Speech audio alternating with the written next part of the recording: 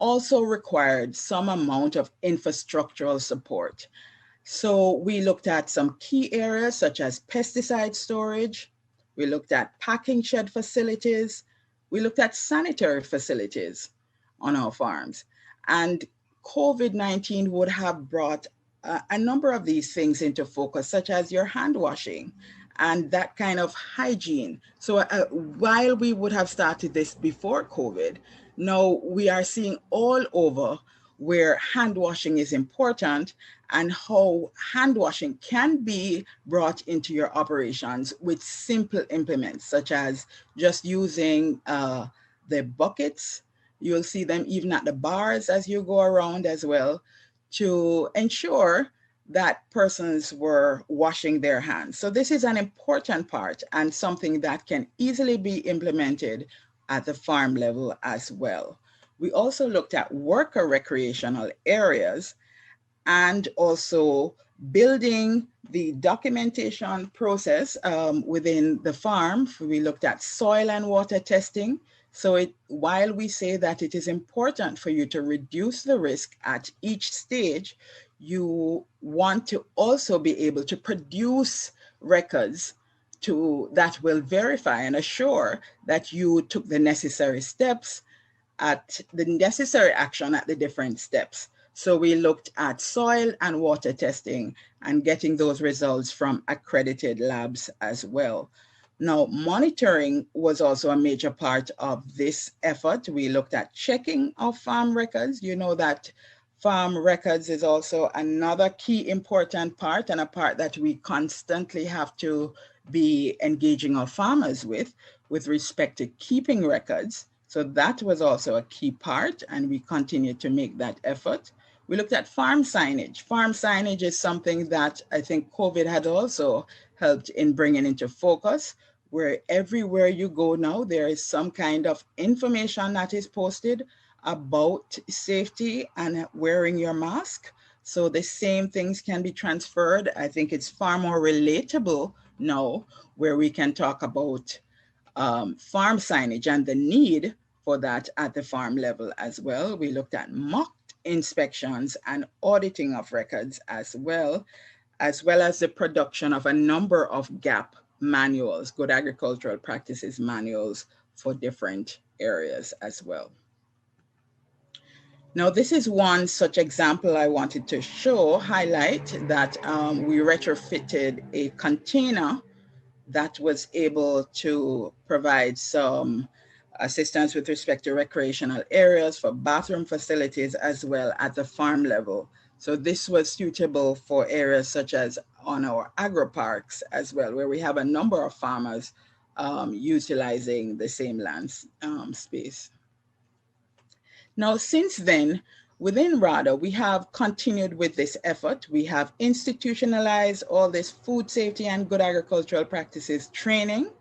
We also provide assistance with the development of farm safety plans. We have continued our farmer registration efforts to assist primarily and targeted and specifically with respect to traceability. We have enhanced staff capacity. Our staff have been exposed to food safety preventative controls for human food, to Global Gap training, and also to Food Safety Modernization Act Produce Safety Rules as training as well. So that capacity has been enhanced so that we are better able to serve our clients as well. We have increased our partnerships to provide greater support, such as with the Bureau of Standards of Jamaica. There is a local certification that can be had for farmers. So it's like I mentioned before, it's not just about export farmers. We are also looking at local certification, some assurance that you can give our local market with respect to assuring them that you utilize good agricultural practices in producing your commodities. And so the CAP, the Certification of Agricultural Produce, is one such program that we are working with the Bureau of Standards in sensitizing our farmers to this voluntary program as well. There is also the strengthening of our pesticide surveillance program, where we provide pesticide guides. And these guides have the pesticides that are permitted, legally permitted in Jamaica on a number of different crops. And also it includes the maximum residue limits for a number of our major markets as well. So farmers can be guided accordingly. And there's continued promotion of safe use of pesticides. And this again is in collaboration with the Pesticides Control Authority and our input suppliers.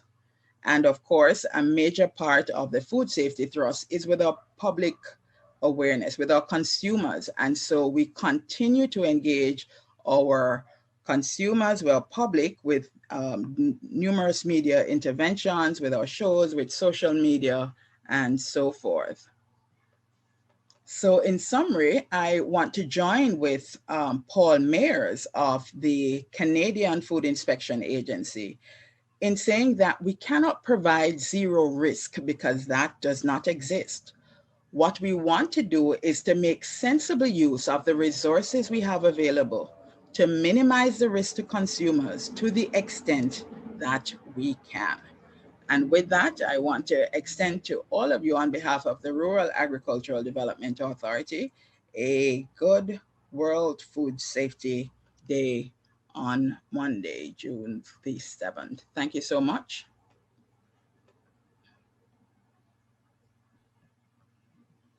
Thank you very much, Mrs. Lawrence, I should say, Mrs. Francine Webb Lawrence. She is the Assistant Plant Health Food Officer at the Rural Agricultural Development Authority. And of course, we say happy anniversary to you as well.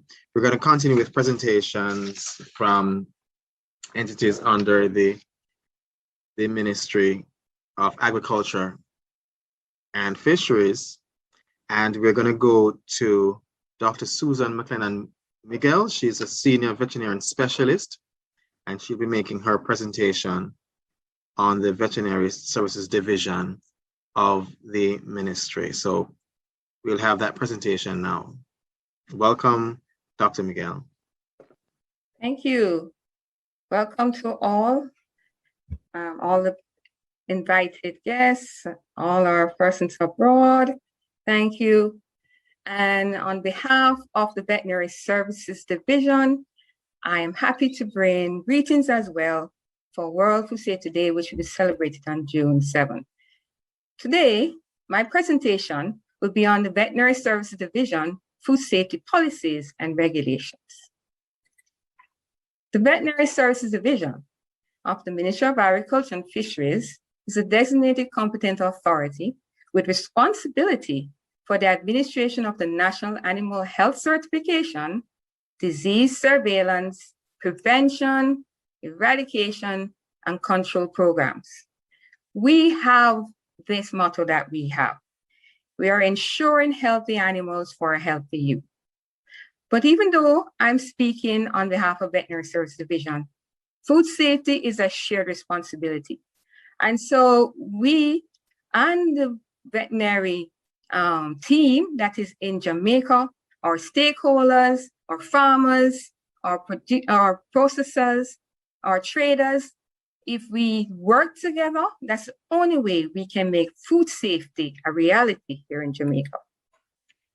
What is our mandate at the Veterinary Services Division? We are safeguarding the livestock industry. That's true. We do so through monitoring and surveillance programs. We also are promoting animal health and welfare, and we do that through policy and protocols. We continue to facilitate trade through making sure that all our processes are transparent, we have standards, and we have to continue communicating with our stakeholders. We also endeavor to keep exotic and zoonotic diseases out of Jamaica. This we do with doing risk assessments, and we have quarantine protocols that we follow very strictly. We are also enhancing food safety, and we take it very seriously because we are doing risk-based inspections and we're doing risk-based testing as well. And of course, all of this is to improve public health. We do that by conducting registration of all the facilities that have animals or animal products. And of course, through even this forum this morning, we are doing public education. How are we set up? Well, we have a director, our chief veterinary officer.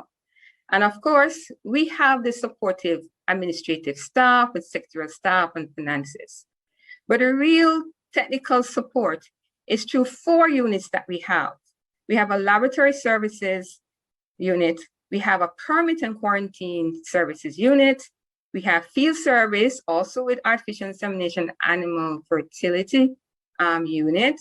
And we also have a veterinary epidemiology, public health, and food safety unit. Unique thing about it, the laboratory service has 3 lab sections: the diagnostic lab, the residue and biochemical lab, and the PCR lab. For the permit and quarantine unit, even though the central office is in Kingston, the oversight is the entire island. So we look at the airports and the seaports. In the field, we cover the 14 parishes, and with the veterinary epidemiology and public health and food safety unit, we are covering terrestrial and aquatic animals, along with epidemiology assessments. So here we are, a nice map of Jamaica. And here you see our parish offices are in every single parish of Jamaica. Right in the center in Kingston St. Andrew is where our central office is. Of course, just for visual aid, these are our units. At the central office, we have the permit and quarantine unit. We also have the veterinary epidemiology, public health, and food safety unit. We have the field service unit, and we have the veterinary diagnostic lab, the PCR lab, and the residue and biochemical lab, right here at Hope Gardens. Isn't it a beautiful view? What is our scope? We cover all areas concerning animal health and zoonosis, both local and international representation at meetings, conferences, and committees. We are overseeing terrestrial and aquatic animals. Animal production and food safety is also a priority for us. Animal health and welfare. We're making sure that we are covering all aspects of animals, both domestic, wild, and for food. We also look at disasters, animal diseases, man-made or natural, that may affect our animal population. We have a keen interest in diagnosis and control of diseases and assessment of animal health status. Public education is a key. And of course, we go out of our boundaries of Jamaica and look at other countries where we are getting import or products from. We do country inspections to know what is their animal health status and their control measures. Today, we're talking about the policies that governs the Veterinary Services Division. The National Food Safety Policy is one that oversees what we're doing, and that was approved in 2013. We also have the National Food and Nutrition Security Policy. That was approved in 2013 as well. We have a National Food Recall Policy, and ones that we're still working on is Animal Health and Welfare Policy, the Fishery Policy, the Livestock Policy to be developed, and all of these policies, they can be found at our Cabinet Office. What about our acts and regulations? For us to do our work, we have to be licensed and registered and licensed under the Veterinary Act of 1975. In Jamaica, needs to be registered and is gazetted and published in the Gleaner by May 1st of the coming year. So already the list of veterinarians have been published in the Gleaner in May 1st that has gone. The animal health technicians, or the technicians that work with the veterinarians out there, they are also enrolled under this act. Where do we find these acts and regulations I'm going to be talking about? At the Ministry of Justice website.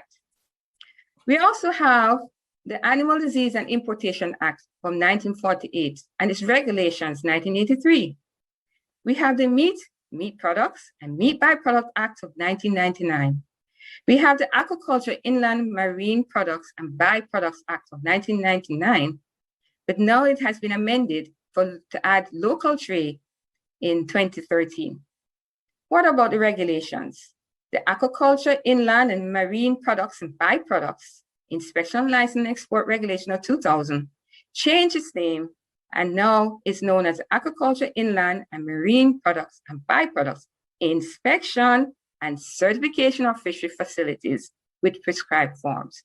This was done in 2002. Other legislations also support what we do. We have the Food and Drug Act, which you may hear of later. The Public Health Act, we're going to hear about that later as well. Processed Food Act, the Beast Control Act, the Fishing Industry Act, the Agriculture Producers Act, Prevention of Cruelty to Animals Act, the Pound Act, the Keeping of Animals Act, the Fertilizer and Feeding Stuff Act, the Penal Larceny Act are just a few of the supporting legislation that support our work. So let's look at some of the units. The Veterinary Epidemiology, under the Act, the Animal Disease and Importation Act, and other legislation, conducts these activities. Animal health surveillance plans and strategies. They also look at animal import risks, assessments, and analysis for any products or any animals that are coming into this country. We also look at the risks at the farm level. We do disease investigation and reporting. And of course, veterinary data gathering and management is a key for the epidemiology work. All of this can only be supported if we continue to do our training and public education to our stakeholders that all the data that you produce, we need to get so that we can make decisions for our animal health status here. The Veterinary Public Health Unit, which we do have, also guided by the Animal Disease Importation Act and the Meat and Meat Products and Byproducts Act. Also the Aquaculture Act, which is not here. But for this, what are we doing in this unit? Well, all the veterinary medicinal products that are coming into this country, they are licensed under the Ministry of Health. However, we need to have a registry here at the Veterinary Services Division. And as such, we grant permits for persons to bring in these drugs when they apply to us. Farm and pet stores registry and being inspected. This is what we're doing now to put you on a register list and so that we can help you how you display your products for the animal population. Zoos and animal attractions, we are registering them and inspecting them. The veterinary products request evaluations we get every day, both from overseas and local. We conduct evaluations on them. And if they're okay and approved, we approve them.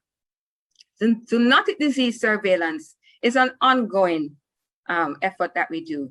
We are looking for tuberculosis and brucellosis, leptospirosis. These are ongoing disease surveillance that we're doing. Waste disposal plants, we have to key on them because, we have to make sure that our animal population or our animals that have died must be disposed of, or the animal products must be disposed of properly so that it will not cause a problem to the environment and to humans. Of course, all of this has to be done through training and public education. The Aquaculture Food Safety section also is governed under this act, the Aquaculture Act and the Animal Disease Importation Regulation Act. What do? They do inspection and certification oversight for fishing vessels and transport vehicles. They also do inspection and certification for processing plants and seafood harvesting. They're out there in the sea collecting samples as well. Approve and license of these processing facilities is also under their oversight. Farm registration of your tilapia farms or any farms that you're doing fish products is a must. We also do country inspections abroad so that we know that the product that you're planning to import into Jamaica has met our standards. Training and public education is an ongoing effort. The terrestrial food safety part of food safety is under this legislation. We're also doing import risk evaluation because most of the products, feed products, veterinary products, animal, the eggs, the hatching eggs, all of these are inputs into our farm production. And so they have to undergo risk evaluation. Surveillance of all stages of the animal production is key. And so we're registering cold storage, hatcheries, feed mills, farms, transportation, slaughtering facilities, and the processing plants for export. Once these have been registered and we conduct inspection audits on them, they are approved and given a temporary registration number. We can't do this unless we take GPS coordinates of where these are located. That's key for traceability. And so even the animal markets that are where animals are sold informally, they too have to come under our radar. We can't do this without the farmers' work. And so good agricultural practices manuals are being produced and training is being conducted to our farmers. Surveillance programs for antimicrobial resistance, which is an increasing concern for the safety of our food and having antibiotic residues in our food, is one of the key programs that the Veterinary Services Division is going to embarking on. And we are starting that in the livestock sector. Of course, we do country inspection visits as well to other countries who might want to import products to us. Training and public education is a must for everybody to understand the work that we do here. Permits and quarantine, they do a lot as well. When you want to import anything into this country, you need to register with them. Once you do that on the MOA trade system and your application is approved, then your permit is granted. Once the product is coming here, you alert the Veterinary Services Division again, and port inspection is done, both at air and sea. Whichever ports they are, we are there. Cargo, passengers, crews, we do the inspections there and the products. Documents are reviewed, issues of health certifications are produced for export. Site inspections are done. Live animals and animal products are inspected for exports. And of course, training and public education as well. The field is not left out because we need to make sure that our local population is healthy. So disease surveillance and investigation is continuing to be done. Processing facilities are inspected. Farm and farmer registration is being done. Start up with the cattle population. This is what NACE is, the National Animal Identification and Traceability System. And of course, this has to be done continuously with training and public education. Veterinary labs, our last unit. They are doing animal disease surveillance to support it. They support the food health disease surveillance, zoonotic disease surveillance, the veterinary drug residue surveillance, the marine biotoxin and toxic phytoplankton surveillance. They even look at parasites. And of course, they are accredited now, which is yay for us, we're on our way. What are some of these things they're looking at? They're looking at microbials, which is at the left. And of course, they're also looking at residue and biochemicals, which is on the right. How are we guided?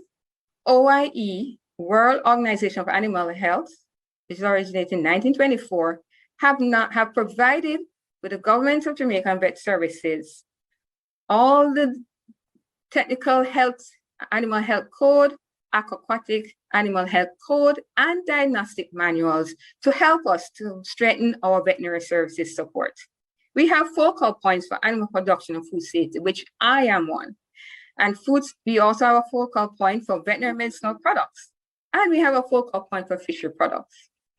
What about FAO, Food and Agriculture Organization? We also rely on their resources, good practices for feed, for dairy farming, for the meat industry, and farming practices. And of course, we cannot leave out Codex Alimentarius. We are guided by their code of practice, guidelines, and standards for the practice of meat, food hygiene, use of veterinary drugs, fish and fishery products, and of course, the code of practice to minimize and contain foodborne antimicrobial resistance, which is under review at this very moment. Remember, when you eat your oxtail and rice and peas, or you buy your jerk pork, always remember that we are tracing the food from the farm to the plate. To wrap up,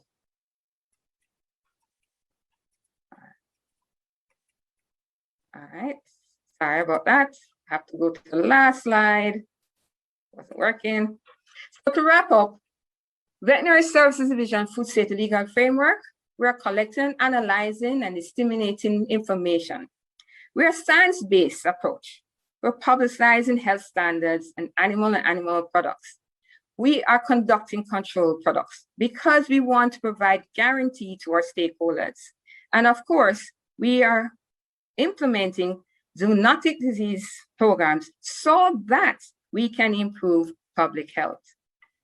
On behalf of the Veterinary Services Division, we endorse World Food Safety Day. Remember, food safety is a shared responsibility. We cannot do this without you. Thank you.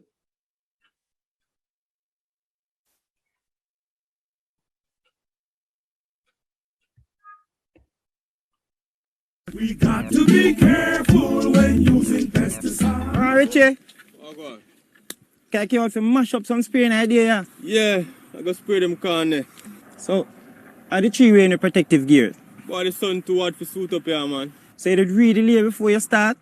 Wear protective gears. Your goggles, your respirator, your gloves, and a coverall. At least you did have on a cap. Mix only what you need for the day. Use only on crops listed. And if some chemical left over, make sure you store it in the original container. For more information, call the Pesticides Control Authority at 754-9306.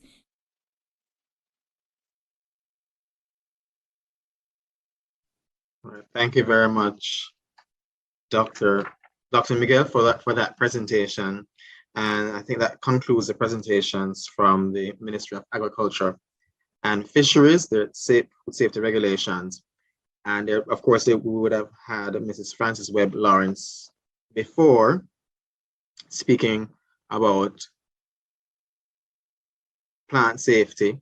And of course, at this time, I would invite those who are in attendance, if they have questions, they can pose them in the chat, or they can use the raise hand feature to ask their questions in this segment. I see here from Paul Brown, he's asking, it said it would be good to get a sense of the level of coordination of the activities between the Ministry of Health and Wellness and the Ministry of Agriculture and Fisheries. For example, how do the ministries work together in the case of investigations and recalls of suspected contaminated meat products? Does it make a difference whether the meat is cooked or raw in terms of which ministry would be activated? And if Dr. Miguel, can you respond to that? Or if we have a rep from the... Sure, I can do so. Yes, so once your product, whether raw or cooked, the Ministry of Health and Wellness takes the lead in that. Once they do their investigation and they trace it back to the farm, if the problem is from the farm location, then they work with us by alerting us, and then we follow through with the animal health requirements. I hope I've answered your question, Mr. Brown. All right, thank you very much. And if any of our other attendees have questions regarding the presentations, you can use the raised hand feature on Zoom to ask. And I actually have a prize question to give away. So Dr. Miguel would have mentioned the international body that we get guidance from. So anybody can tell me the name of the international organization as it relates to animal health that we are guided by and we work with, then I have a prize for you. All right, and you're raising your hand. All right, so the first hand I see raised is Alvarez Harris. I'm gonna allow you to speak, to open your mic and give us the response. Hi, good morning. Good morning. The answer to the question is OIE. And what OIE mean? World Organization for Animal Health. All right, thank you so much. All right, Yes. that is correct. Congratulations. Thank you so much. All right, thank you. So listen now, you have to be paying attention to all the presentations because we have prizes to give away. So we're gonna move now to the Ministry of Industry, Investment and Commerce, and we have 3 presentations from there. And I want to welcome at this time the Chief Food Safety Inspector, who is Miss Maxine Hoffman. She'll be making her presentation at this time. She is the Chief Food Storage Inspector for the Food Storage and Prevention of Infestation Division at the Ministry of Industry, Investment and Commerce. So please welcome Ms. Hoffman to make her presentation at this time. Hello, morning. Good morning. Are you hearing me? Yes, we're hearing you. Okay, I'm Maxine Hoffman, Chief Food Storage Inspector of Fsp Id. Fsp Id, Food Storage and Prevention of Infestation Division, which was founded in 1958. It's a division under MIIC.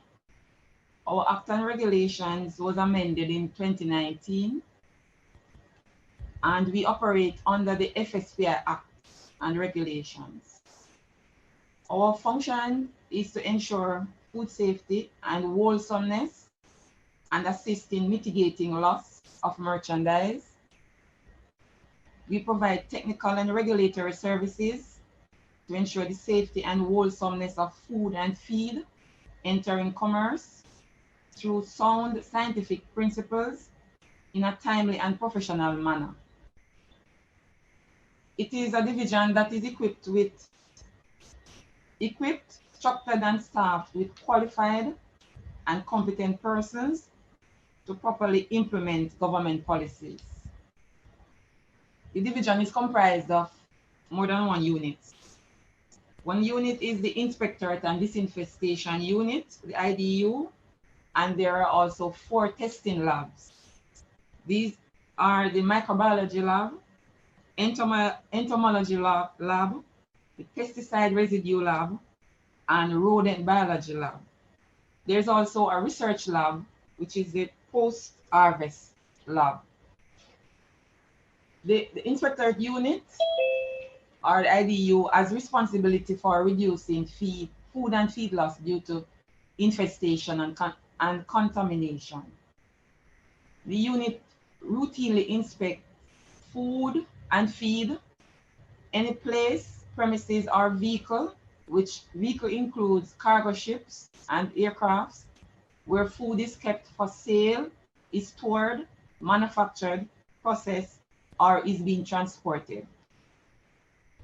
The inspections are done, we do inspections at the ports of entry in Jamaica and also all food and feed premises in the island. The IDU has been accredited for ISO IEC 17020 since April 2019, it being the first and only accredited body for inspection in Jamaica and the second in the English-speaking Caribbean. As an accredited body, our inspection activities are being done at an international standard. Our inspection is governed by the Act and Regulations and the ISO IC 17020 standard. We have well-trained and qualified inspectors to conduct our inspection activities. Samples are taken when necessary, and these samples are analyzed by our 4 testing labs. Results from these samples allow the inspectors to make informed decisions about food safety, decisions such as disposal of infested food or feed. Inspections are done on imported food items and on animal feed, and raw materials for animal feed. There's also the export food and feed are also inspected by us. And these include our traditional crops that are exported, like our cola nuts, coffee beans, and others, and also animal feed that are exported. Surveillance inspections are done throughout the island at food premises, such as our supermarkets, wholesales, distributors, or bakeries, hotels, hospitals, schools, farm stores, produce dealers, feed mills, factories, spice dealers, restaurants, grocery shops, among others. IDU under FSP Id also has responsibility for disinfestation activities, such as fumigation of export goods, and also disinfestation activities of local goods and on food premises. There is a training unit also at FSP Id that has responsibility for continuous training of our inspectors to ensure that they are abreast of food safety practices and new technologies. For our island inspection or inland inspection, we look at storage areas and in food premises, and storage areas, we look at things such as stocking of goods, cold storage areas, the product condition. We look at pests in the interior, exterior of the premises, testing the commodity as well. We also look at threats of infestation on the premises or in the commodity. We also look at rodent proofing. We look at pest management measures. We look at sanitation. We try to ensure that they prevent, detect, or manage foodborne risk. And we look at the environment itself, which is the building interior, the walls, the ceilings, the floors. Ensure that no pets are in the building, pets in the building. We look at the building exterior, like for example the drains, and any sign of infestation, as well as the sanitation. In terms of preventing foodborne risk, our main thing is inspection. In terms of detecting, our main purpose is through inspection. And in terms of managing, our main thing is disinfestation activities. Sorry. We have two offices. Our main office is at 15 to 17 Guntown Road in Papine, and our regional office is in Montego Bay in UGI building at 30 to 34 Market Street. We have a complement of over 20 inspectors that service the island, and we can be contacted at 977-6816-20 or 927-1929-30. Also, you can visit our website. Our Act and Regulations is on the website. You can download and get abreast with what you need to understand about food storage, and our contact information is there as well. That's it. Thank you.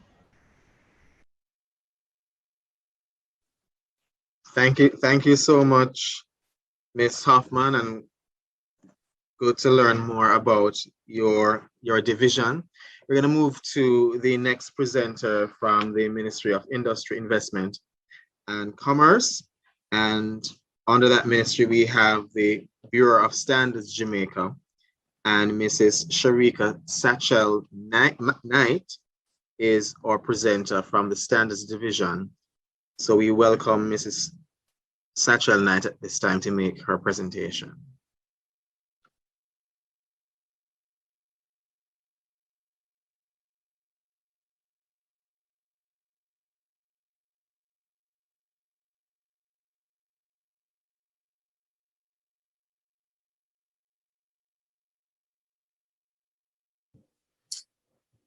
A very pleasant morning to all the persons that are here on this webinar this morning as we commemorate and celebrate World Food Safety Day.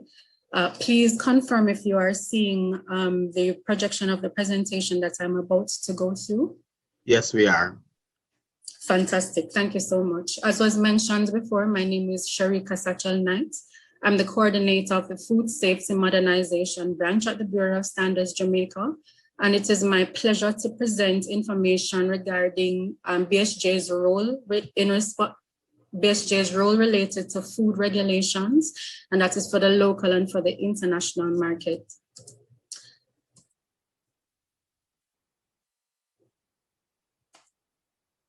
So I will take us through a bit of information as a preamble first by looking at food safety and just why is food safety important? And then I will segue into the purpose of BSJ, who we are. And then I'll look at the legislative framework which governs the work of the Bureau of Standards and the role that we play as it relates to regulations related to foods on the local and the international market. Now, I think persons will agree with me that oftentimes a question of whether your food is safe may not necessarily be the very first question on your mind if you have had a long day and you're hungry and you just want to have some food. Or if you go out with your friends and you're enjoying food at a restaurant, perhaps one of the last things on your mind is whether or not the food that you are eating will cause you to be ill, or peradventure, it may cause you to die. But I hasten at this point to say that these are very, very serious questions that, we have to ensure that we have answers. Is your food safe? And that is particularly important, as I will demonstrate through some information about statistics that show just how important food safety is. Now, access to sufficient amounts of safe food and nutritious food is key to sustaining life and promoting good health. And unsafe food causes more than 200 diseases that can range from diarrhea to cancers. And unfortunately, as we mentioned before, it can cause death. The World Health Organization estimates that every year, 600 million persons, that is almost 1 in 10 persons, fall ill after eating contaminated food. A little under 500,000 die every year as a result of food contaminated, eating food that is contaminated. An unfortunate fact also is that children under 5 years old carry 40% of the food disease burden. So every year we have over 125,000 children dying. And we have about $110 billion that is lost each year in productivity and medical expenses. Based on information gathered from the US Food and Drug Administration, it is estimated that some 1 in 6 Americans suffer from foodborne illnesses, with 100,000 hospitalizations, 3,000 deaths, and more than $15.6 billion as a cost. For Canada, some 1 in 8 Canadians are affected by foodborne illnesses, with 11,600 hospitalizations and 238 deaths, and a costed economy of $1.1 billion. An unfortunate truth is some of this information for the local scene is not necessarily easily and readily found. But what we can recall is there are many instances that we have seen reports of foodborne illnesses locally with devastating impacts, perhaps not at the level as we're seeing in these other countries, but certainly with as much of an impact. Because once it is you have persons being ill or being sick or dying, then we know it is a serious case for concern. What does this mean? It means that local brand owners, product manufacturers, and importers, you're all 100% responsibility for the safety of food. So if you supply food locally, it is your responsibility to know and comply with the applicable local requirements and processes. And if you export food, it is your responsibility to know and comply with requirements for the country to which you're going to be sending your food. If you're subject to certain regulations, the food must be safe. It must meet the regulatory requirements. It must be of a nature, substance, and quality that complies with the composition and grade requirements. And whatever labels or advertisement that is going to be used for this food must not be false or misleading. And again, they must meet regulatory requirements. So what is the role in Bureau of Standards in all of this? Let me start by saying the Bureau of Standards Jamaica is the statutory body under the Ministry of Industry, Investment and Commerce. It is led by a 14-member Standards Council, and we're headquartered in Kingston. And there are 4 regional offices in Mandeville, Montego Bay, Savannah, Lamar, and Ocho-Rios. The vision of the Bureau of Standards, we are the premier customer-focused, technology-driven organization that leads the development of national and regional quality of culture. We are customer-focused, accountable, responsive, excellent, and supportive. The Bureau of Standards is here to promote competitiveness of our Jamaican producers and give us a competitive edge and advantage when we're competing on the global market. So not just locally, but our products must be needed and wanted and demanded from any corner of the world. We are here to facilitate business development and trade, and we support customer protection by providing a number of valuable services, which I will elaborate on a little bit from now. The activities of the Bureau of Standards are governed by a number of acts and attendance regulations. The activities of BSJ are governed by the Standards Act, and we are established as a statutory body by the Standards Act of 1969. And when we were established, we assumed administrative provisions for the Processed Foods Act. When the Weights and Measures Act was promulgated in 1976, we also had the responsibility for legal metrology. But major changes have happened since then. In response to changes locally and to evolving needs of our stakeholders, there have been many changes, chief among which I want to mention is that the regulatory functions that are attendant under these regulations and a part of the acts have now been delegated to the National Compliance and Regulatory Authority. And the NCRA was established in 2016, and my colleague a little bit later from now will provide more information as he will be able to speak more fluently about the NCRA and its functions. But just to say, based on changes, we had to pivot, as the term is being used now, so that we are able to meet the changing needs of our stakeholders. So Bureau of Standards now has a posture of what I call facilitators and not regulators. And we are strategically now placed to offer the kind of support that the food industry requires to enable them to meet the requirements of regulations for food, whether it is for the local market or for the international markets. For instance, there are mandatory food product standards that exist that many of us may or may not know about. For instance, did you know that there was a standard for akis and that there was a standard for coffee? Did you also know that there were standards for other food products that are mandatory? And so if you are a producer of those foods, you are required to follow the requirements in meeting those standards. Additionally, there are other standards like the JSCRS 5, which deals with prepackaged food label. Therefore, if you are packaging food locally, you have to meet the labeling requirements that are set out in these standards. Additionally, JS 36 is a standard that speaks to requirements that establishments need to follow in order to meet sanitary and food safety requirements to ensure that the foods they're producing are safe and will not cause harm or ill health to persons or death if persons consume them. And of course, there are many other standards. For instance, I want to mention JS 317, which is a standard which speaks the requirements when putting HACCP systems in place. So these are standards that food industry persons are able to access and to meet those requirements when putting their food safety systems in place.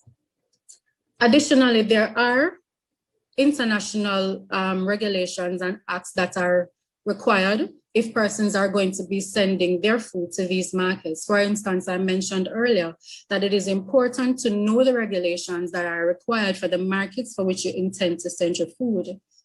For instance, if persons are interested in sending their food to the United States of America, you must meet requirements that fall under the Food Safety Modernization Act, which I will call FSMA. And under FSMA, there are certain regulations that have been promulgated that span the entire food supply chain. So if you're interested in sending your food to that market, you will have to meet requirements that are applicable to the food that you are sending. And I also wanted to mention that there's a Safe Food for Canadians Act.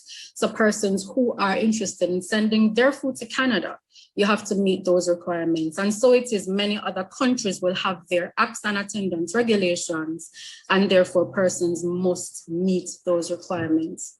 I just wanted to quickly bring up the different regulations that were promulgated under FSMA. Produce safety rules for persons who have activities that fall under the category of farms and the farm definition and farm activities. Additionally, for persons who produce food that is consumed for human, consumption, you have to follow the regulation that covers preventive controls for human food. There are rules for animal foods. There are rules for supplier verification. And there are rules that cover intentional adulteration. So facilities now have to put in place mechanisms that help to mitigate any incidences where deliberate acts of adulteration can take place. So they now have to do assessments of vulnerability to see what processes may have certain vulnerabilities, and they now have to put measures in place to counter those vulnerabilities and then have corrective actions if they are breached and have certain records. So I just wanted to pull out some of the regulations that fall under FSMA. Let's go back to some of the functions of Bureau. Now, as I mentioned before, the Bureau of Standards, we are not a regulatory authority. We're not regulators. We are facilitators. And we provide support to the local food industry by, one, providing access to the regulations. So through the Food Safety Modernization branch and through the regional and international trade branch, persons are able to access standards, regulations, requirements that are needed for the different markets for which they are interested in sending their food products. And what is also important is the regional international trade branch is the national inquiry point for the World Trade Organization technical barriers for trade. What does that mean?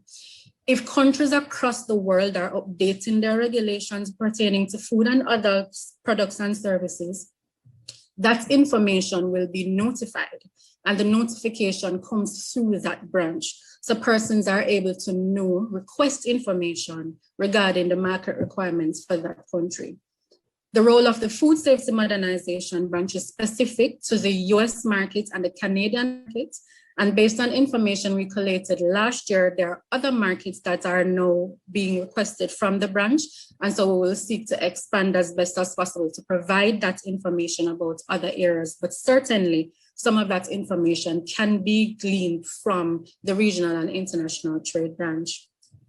In terms of access also, we have the Arnold S. Henry Technical Information Center, and that is a resource center that has the mandatory and the other standards that are available for viewing or for purchase. So persons, if you want to know what is contained in the standards, you are able to go to or contact the library, and you are able to access and purchase the standards. So Bureau supports the industry, by providing access to the regulations. One of the other unique offerings of the Bureau of Standards is we allow for participation or facilitate rather participation in the development and adoptions, modified adoptions, etc. of standards. What does that mean? It means that the local food industry is able to participate in the development of these same standards for which you need to be compliant with. So for instance, through the work of the Standards Development Branch, which is headed by Mrs. Karen Watson-Brown, persons are able to be a part of technical committees and are able to gain access to the standards through these committees and participate in their revision, their development, and can safely say that they were a part of the process. And if they had any challenges, they would have been able to articulate these challenges at the place where they're being created. What is also important is through the Food Safety Modernization Branch, we are also able to participate on the international scene, because once it is that the US has any updates or modifications to their regulations, they also notify and invite persons to do comments, and persons are able to send their comments through to the branch, and we are able to relay that to FDA. What is always good is they are able to process and take into consideration the concerns or the issues that are raised and put them into the process when they are making their final decisions about their regulations. So you absolutely have a seat at the table when it comes to participating. What is also true is at the level of the standards development process, you are able to participate locally, internationally, and at the level of the region. So you can always contact Mrs. Karen Watson-Brown, or for the Regional International Trade Branch, Ms. Tafara Smith. BSJ also supports by providing verification through testing. There are several labs that are at the Bureau of Standards. We have labs from the microbe department, so microbiology lab, chemistry lab, and a packaging and non-metallic and furniture lab. So therefore, if you have food products that you want to ensure that they meet the requirements of the regulations for which you have to be in compliant with, then we are able to provide the testing that is necessary. For instance, also there are labeling requirements that are necessary, and persons have to put nutritional information on your packages. And so certain tests are done through the chemistry branch, which allows for nutrition labeling to be done. And additionally, the packaging lab offers local labeling assessments and approvals. And some measures are being placed to provide some tools that can help persons to comply with the foreign markets, the US and the UK markets, with regards to labeling. Also, if persons want to do commercial sterility, for example, they are able to send their products to the microbiology lab. And if they want to do extraneous matter, whatever other verification activities, what if you need to do environmental studies or environmental assessments of your facilities, you can get that done through the labs. Additionally, there are CAM-SEAM analysis, as I mentioned before, is done through the packaging lab, and labeling assessments. Calibration activities are also done through the Bureau of Standards, and these services and testing services also are provided by the Metrology and Mechanical Lab, the Electrical and Electronics Lab, and the Testing and Industrial Services Lab. So persons who use their temperature indicating or temperature recording devices, or thermometers, etc., you are able to submit these to the Bureau of Standards, or we're able to send our representatives to do calibration activities, because certainly you want to ensure that the machines, the scales that you are using are providing the correct measurements and are helping to give you the right characteristics that you are testing for your products. BSJ also provides training services through the Quality Institutes. Many of the food regulations have specific requirements for training that must be fulfilled. And the training is provided through the Quality Institute that helps to fulfill some of these requirements. For instance, there is a need for food safety training and GMP, good manufacturing practices training for persons who work in the food industry. And these are some of the trainings that are offered through the Quality Institute. Training also includes ISO 22000 food management system training for root cause analysis, for report writing, for food fraud, food defense. So all of these, and food defense is particularly important because for persons who manufacture food to the US, there's a requirement to have in place requirements that meet the intentional adulteration rule, and persons must be aware of defense strategies and what food defense is, and help to mitigate the incidences of intentional adulterations by persons that intend to cause wide-scale harm. And if all of those other services were not enough, the BSJ has embarked on what we call the client servicing program, whereby it is literally, we call it a hand-holding program. So persons are able to get information about the different requirements. We're able to hear what needs they may have based on the requirements, and we're able to offer assistance, whether it is technical assistance or advice, in terms of the interpretation of the requirements, and help them to think of what it is that they need to put in place to meet the requirements that need to be fulfilled. Certification activities are also done through our sister agency, the National Certification Body of Jamaica. And basically, there are several products that fall under the mandate of the NCBJ. Already was mentioned of the Certification of Agricultural Produce Program, and there are other programs such as the Jamaica Made Mark. There are certifications ISO 9001, and then there's a National Certification Mark program, which covers product and plant certification.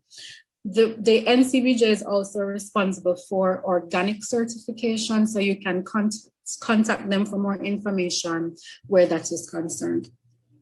So in a nutshell, I just want to mention again that while we are not regulators, we have a pivotal role in ensuring that our food stakeholders in the industry are able to access the information that is required, understand it, and are able to put measures in place to meet the requirements. We also want to share information, so if persons have questions, they're able to contact the Bureau of Standards Jamaica for this information.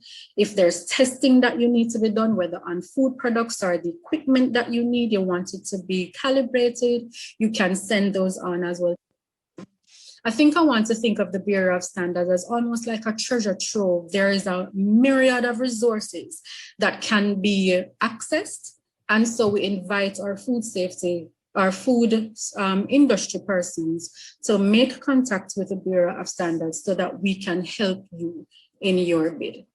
This concludes my presentation. More information can be found on the various websites for the international markets, and especially also the local markets information can be found at bsj.org.jm. I have put there the information for the branch, the telephone number, and my email address. So if persons are desirous of making contact, you may do so. Thank you so much for listening. And I am thrilled to be a part of this year's staging of the World Food Safety Day.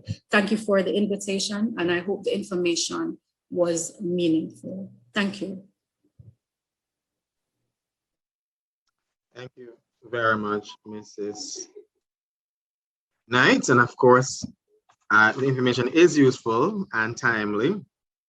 And I hope persons are paying attention to the information that is being shared from the Bureau of Standards. If you're joining us, this is the virtual webinar for the World Food Safety Day. On Monday, June 7th is the actual day for World Food Safety Day.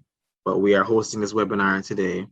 This is brought to you by the Ministries of Agriculture and Fisheries, the Ministry of Industry, Investment and Commerce, and the Ministry of Health and Wellness. We should have a third presentation from the Ministry of Agriculture and Fisheries, And I'm going to invite Mr. Damian Rowe, who is online. He's a senior plant quarantine SPS inquiry point officer in the plant quarantine produce inspection branch to make his presentation.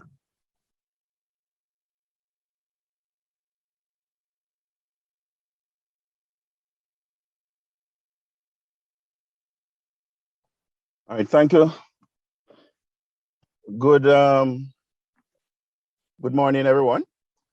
I would like to begin this presentation by saying that the plant quarantine branch of the Ministry of Agriculture and Fisheries, we're happy to be here, happy to join with our colleagues from the different agencies to provide plant quarantine input in the whole World Food Safety Day and share with you what we actually do on a daily basis regarding food safety.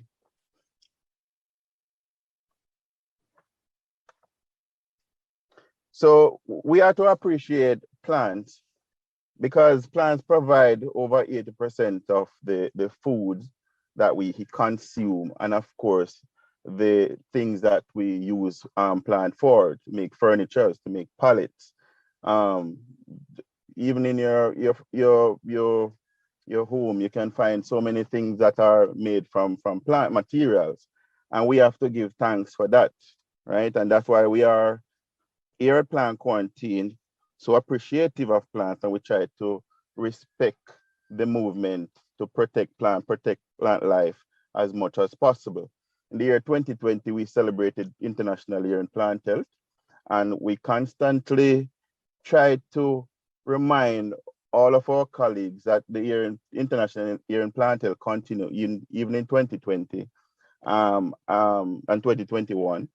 And we just, while we are celebrating World Food Safety Day, we give thanks for and support to International Year in Plant Health as well. Just to say that plant, in the essence, there are so many diseases that impact plant. It causes so much economic loss that can come from the loss of plant. We have agriculture, we can lose our markets, our natural environment, we are losing valuable plant species. With the impact of pests, it impacts our food security. Our production, when it comes down to food security, is at risk when we have certain disease that enter the country. And we talk about frosty pod rot of cocoa and citrus greening. You can look at the pictures and you see the greening of the citrus plant there. And you wonder why citrus or lime is so expensive in the market. It's because of citrus greening. We are spending over 300 million on a yearly basis. Well, sorry, it's 100 million on a yearly basis. So far, we have spent over 300 million to control frosty pot rot of cocoa. Just because of the importance of the industry to the country, to the export market. On the screen, you are seeing so many pests that have entered the country over the year. Lime swallowtail, red palm mite, pink hibiscus mealybug. Remember when that pest came here the first time, we were so scared. We were like, going crazy. What should we do? It's gonna deplete our fruit industry. It's gonna wipe out our fauna, our flora, and we eventually find a way to control that. At this stage, we're looking out for tropical raceworm banana and hope that this disease doesn't come to Jamaica any at all. Plant quarantine, just to give a little background information in terms of our connection. This is a whole slide, so should have changed the Ministry of Industry, Commerce, Agriculture and Fisheries, but the essence of it does not change. So plant quarantine, we are in the Central Ministry, and we have support from Rural Agricultural Development Authority. We have support from, and these are direct support from Research and Development, that's Boulder Research Station. So there's a surveillance component and there's a research component to what plant quarantine does. And of course, we do have our sister agencies like the Vet Service Division that is already there. We have Public Health, we have Fsp Id, Bureau of Standard. They all provide support to plant quarantine when it is necessary. Of course, academia, forestry, commodity boards are also a part of our system. Okay, the systematic approach is a very integrated approach in terms of what we do on our mandate. So when we look at mandate of the plant quarantine, it's really to prevent the introduction of exotic pests from entering the country. But at the same time, while we are doing our focusing on import and the main picture is looking at exotic pests, we have a function to play with regards to ensuring there is food safety, because that quality component of our mandate is important to ensure that the highest quality food comes in, the high quality food goes out, and the most safe food enter the country. We also have the export component, which look at the highest quality pest-free agriculture product goes out. And we also pay a lot of attention to food safety and ensuring food safety. Another third mandate I would say is assist the ministry in sustaining plant health right across the country. We have to be, sharing that responsibility with the ministry, especially when it comes on to production and productivity, what the ministry's mandate is in terms of driving agriculture in Jamaica, right? So the mandate of food safety is quite overlapped in terms of import and export and what we do on a daily basis. We have the legislation that governs our activities. We have the Plant Quarantine Act, which we are at this stage where we are now amending the act to, be more inclusive, and we'll be repealing the Agriculture Produce Act. So this one act will be the giant act that carries our export and import function once it is passed through Parliament and is approved. We'll have the regulations for, plant control regulations. This is what we use to govern import and export on a daily basis. We have our citrus protection regulation. We have the solid wood packaging material regulation. These are for pallet or wood packaging material that people ship on a daily basis. We have another regulation that is coming very soon, and that is clean seed and nursery regulation that will be coming shortly in our midst. Don't want to spend too much time on the regulations, but the essence of it, we have our legal ambit that we work with to keep our country safe, right? I just move in terms of international agreement and how we function. We have an international body. It's called the International Plant Protection Convention. We're an adherence member, and we work with what is called International Standard for Phytosanitary Measures. Now, these are standards, and there are about 45 of them that we look at these standards to implement our daily operation, our responsibility, our role and responsibilities in Jamaica. We look up to these standards to implement our action and the way we do business. There is also the function of Codex Alimentarius, and my fellow colleagues would have mentioned Codex in their presentation, especially Dr. Susan from Vet Services Division would have mentioned so much about the involvement of the Vet Service Division in Codex Alimentarius. We are also signatory to the WTO, and we ensure to keep the obligation of the WTO and the SPS agreement alive by ensuring that we do not misuse or violate these agreements at any point in time. So when you look at the structure, you will have the IPPC, you will have the animal health, and then you will have food safety, which is Codex that we're a part of. You may be asking the questions, since we're heavily focused on plant health and pests and disease, or pests, and quality, how do we ensure we have maximum food safety? Or do plant quarantine ensure we have food safety in the country, maintain food safety or keep food safe in the country? What our involvement? It's easy to say that, I would have mentioned earlier that plant provide over 80% of the food we consume, and of course it's nutrition for a livestock industry. But at the same time, plant is responsible for a majority of the diseases that we are facing. It's a lot. The presenter from BSJ would have um, provided some statistics in terms of the number of people got sick on a yearly basis, over 600 million, and over 400,000 plus dying as a result.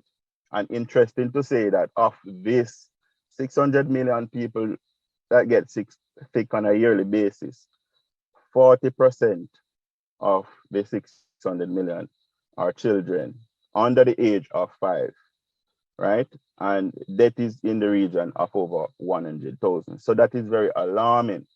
So that's why we have to have such a key interest in maintaining public food safety, because it is a public health risk. It is a crisis if we don't manage it properly. The plant quarantine branch in our day-to-day activity ensure food safety through a certification process. So we have packaging houses that are certified for export of agricultural produce. And within our packing house guidelines, we have structural requirement, we have flow process requirement, procedural requirement that must be maintained for the soundness and maintain the cleanliness of the operation. We have things like, a facility cannot be operating on wood surfaces. So if you're going to put produce on wood surfaces, we say, no, that's not allowed. You need to have stainless steel. We also, wash tanks and bins should be made of stainless steel or plastic material.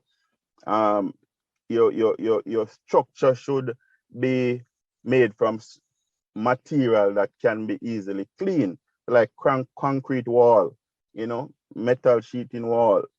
If you're going to use plywood and things like that, they are going to be hosts for microorganisms and breeding ground for fungus. So we try to ensure that these things are not in packaging house that going to elevate any form of stress on the food industry. Food-based operators must ensure that they comply and follow the guidelines. And so we have good manufacturing practices handbook that we have established.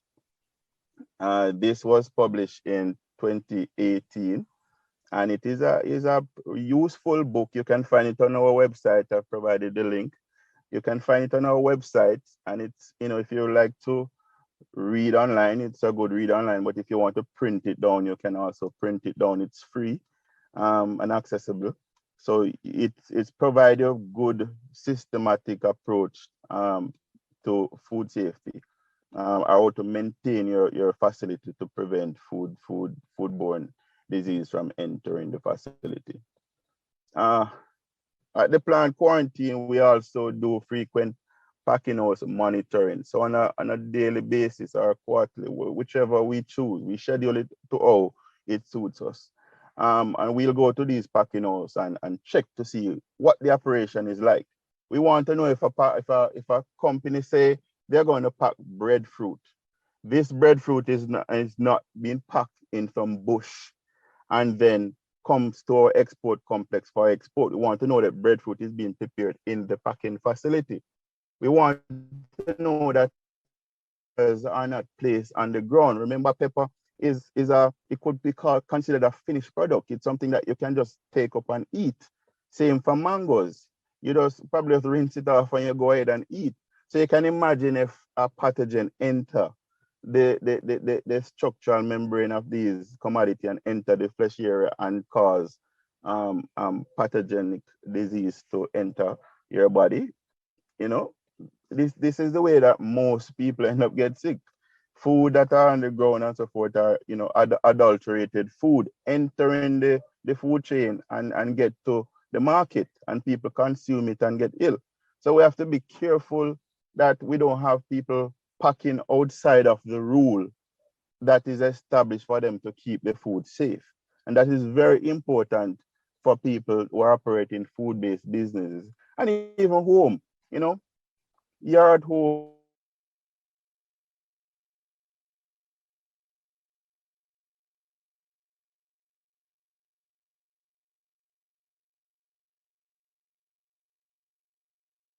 you need to know as well how to protect yourself. We do yearly packing house audits, so every year that we actually certify them.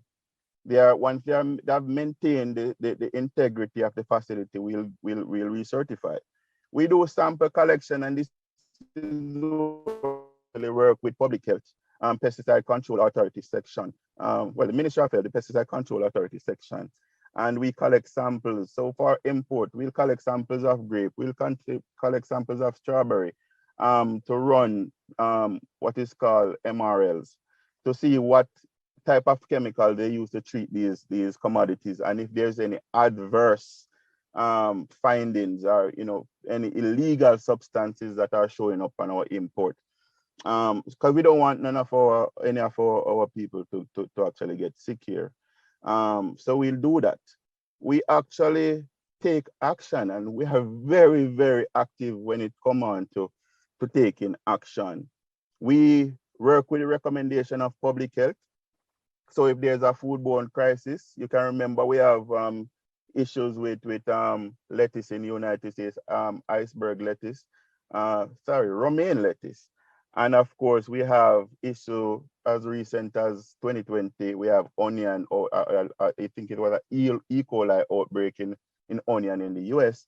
And we had to take action to prevent these international products from entering our border and contaminate or industrial cause serious illnesses. So it's very, very important, and we respect the fact that we can collaborate with different agencies to bring out the best in us. Our activity of protecting the country from foodborne illnesses is not a one-man show. It's not a one industry show. It's everybody's business, right? So we want to emphasize on that one. We work with codex. In plant quarantine, we have actually three codex alimentarius committee, food-based committee. One is for fresh fruits and vegetables, and this committee deals with any standard relating to vegetables and fruits in the fresh form. We set standard for these products, and recently we have set a standard for yam. We have set a standard for ware potato. You know it as Irish potato.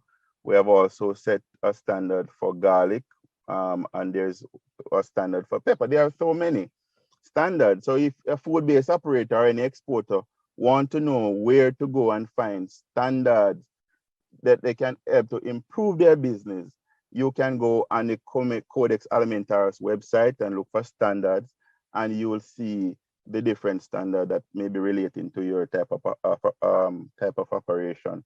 The spice industry, we have a committee on spices and culinary herbs, and this committee recently draft a standard for ginger, nutmeg, and basil, and there are many more. They are doing even a standard for turmeric, cumin, coriander, so many different. Pimento is coming soon. So the spice industry, you will have something to work with. And what we try to do is involve the industry. When these standards are being developed, what we do is try to get the industry involved to say, look at these standards. What are you seeing that jump out at you as going to be a trade blocker for you if you wanted to send your nutmeg overseas, send your ginger powder overseas? Would this standard hurt you, right? And if you're an importing country, what you look at when these products are coming to you, you have a good base point to look at. And there's this big committee called the Import, Export, Inspection and Certification System. This committee actually deals with, guidelines, principles and guidelines on how you go about exchanging information between competent authorities. So like plant quarantine want to talk to the plant quarantine in the US. There's a channel for us to discuss issues relating to food safety, issues relating to plant health and so forth, and animal health. We have schemes that are third-party voluntary schemes that are coming now, where a group of people can decide that they want to get together and start this scheme or this club, where it deals with certain aspect of the food-based operation that they are in. You know, it could be that they want to get accreditation. Matter of fact, getting accreditation for this type of scheme is very important for the industry because it will help you to actually export into new market. And of course, the food-based operators, the competent authority in Jamaica will look at these food-based operators are, you know, a place that is business that are conforming to good practices, best practices. So this scheme could be a scheme takes care of certain sampling procedures, right? Certain testing and so forth. And the result from these schemes, the competent authority could look at it and say, look, we have seen where you test some yam or meat product for salmonella or whatever the disease is, and the result come back clean and nice. And we could use this information to put on our system and of course help in the whole certification process. We are going paperless in Jamaica and we have developed guidelines for paperless certification. We are in the age where a single window as the CUDA is coming very strong, right? And these are, you know, a single window will be a certification based system and a permit issuance system, license and permit and so forth. And this is good because we are no longer in the age of paper where we constantly writing documents and it's taking up so many time. People losing money, document get lost, people can fraudulently change features on the certificates and so forth. So when we talk about paperless process, we're talking about real-time movement of information through an electronic form, and that is very good. System equivalence is another big one on the ticket where people can actually, you know, if you want to go into a new market and there's something prevent you from entering, say for example, you wanted to send meat into US, but going into that market, the US probably have a system where they treat meat by, say, irradiation over there. And in Jamaica, we have a system where we use to treat meat. Probably we use a chemical process to treat our meat in Jamaica. But US actually, because they have an irradiation system there and we have a chemical treatment system, they are saying, look, we cannot take your meat. You have to have an irradiation system. Well, this guideline is actually telling you now that if you compare irradiation and you compare chemical treatment, and they are balanced in terms of getting rid of the pathogen that we're worried about. And not only that, but also you have the food maintain its characteristic and its safety. The food maintain its safe. It's safe to consume. It's not going to provide any adverse impact on the health of consumer or any animal. Then this is the tool to use, and it is very beautiful, you know. Other agents that we continue to work with in the international platform is USDA, FDA. We also work with Canadian Food Inspection Services. We work with EU. We also work with the UK authorities. This brings me to the point where if you need to get in touch with Plant Quarantine, I started from the top where you can get in touch with our Chief Plant Quarantine Inspector. You can also speak with me, second in line, and then we have the inspectors, the compliance managers, and the export complex manager. Of course, we have our risk assessor there as well. But this is a list of, you know, the management team in Plant Quarantine that you can get in touch with at any point in time for more information and so forth. Colleagues, I just want to emphasize the importance of food. Safe food today, we want to maintain this safe food. We want to have safe food tomorrow in the future.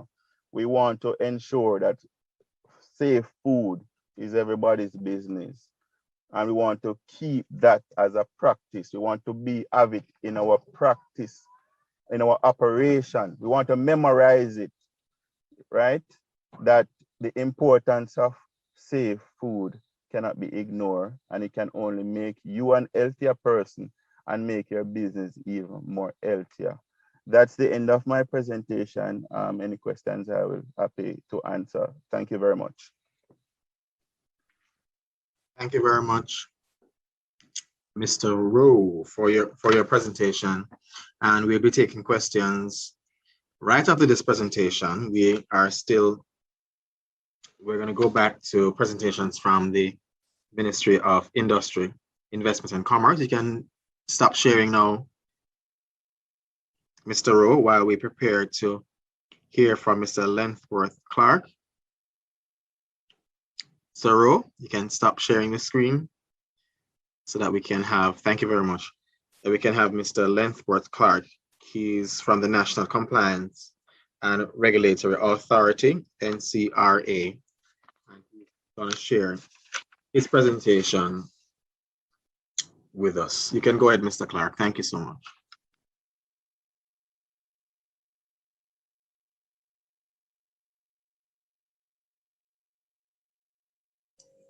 All right, thank you very much, everyone. It is 2 minutes to 12, so it's actually morning. So good morning, everyone. As the host says, that I'm Lentworth Clark from the National Compliance and Regulatory Authority, and I'm here today to speak about the role of the National Compliance and Regulatory Authority in preserving the safety of Jamaica's food. But before I get into that, yes, we are a statutory body. We fall under the Ministry of Industry, Investment and Commerce. And just like the Bureau of Standards, or acts that we use, the Standards Act, the Processed Food Act, and the Weights and Measures Act. There has been some change, as my colleague from the Bureau stated earlier, where the Bureau is now a facilitator. So the regulatory division of the Bureau of Standards has now been removed, and we are now a new entity called the National Compliance and Regulatory Authority.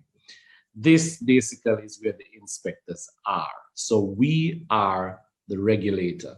And this happened through a cabinet decision in 2015. However, the institution was established in 2016, where the National Compliance and Regulatory Authority assumed and performed the regulatory function previously undertaken by the Bureau of Standards. I hope this is clear.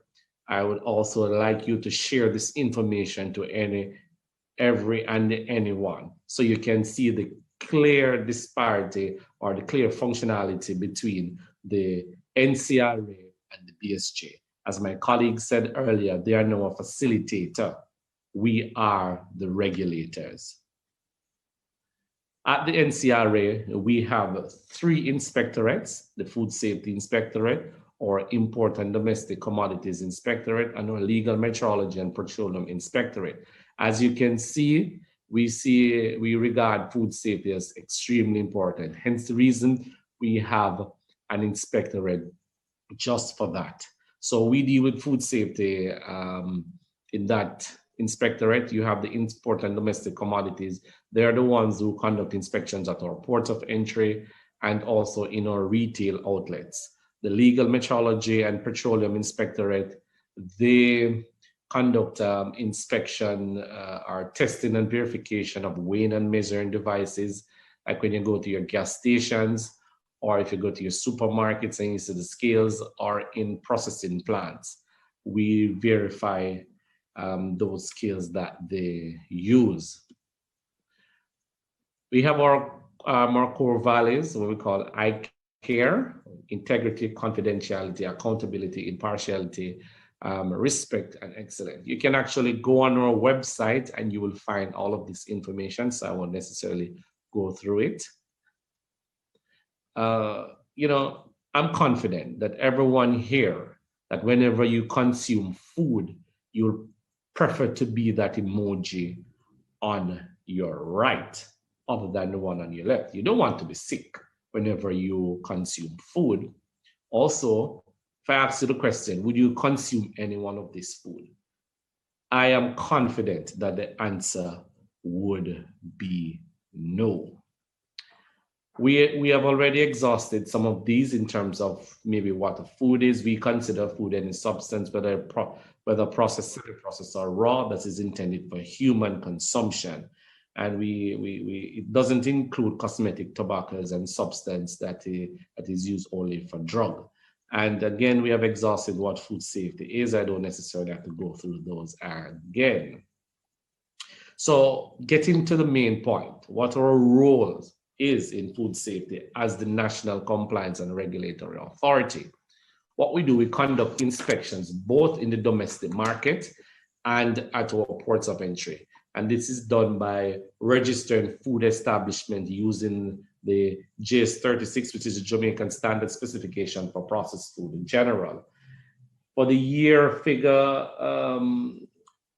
the last year, we conducted 653 inspections in terms of registration. You do have 830 establishments. Sometimes they might not be producing, hence the reason we didn't conduct the entire 830 of them. But our compliance rate most of the times is over 75%, where we have over 75% of establishment registered. We also conduct routine inspections where it can be announced or unannounced. And the last year, 2021, we conducted over or close to 900. To be exact, we did 883 of those inspections. We also conduct inspections at retail outlets, and we also conduct inspections at the ports of entry, like our berths, airports, and cold storage site, etc., etc. We take food samples for testing. This is to ascertain if the food is free of contaminant, and we also take them to see if the chemical properties are true of that food. The last time our Food Inspectorate division, last year, I should say, we took just over 900 samples.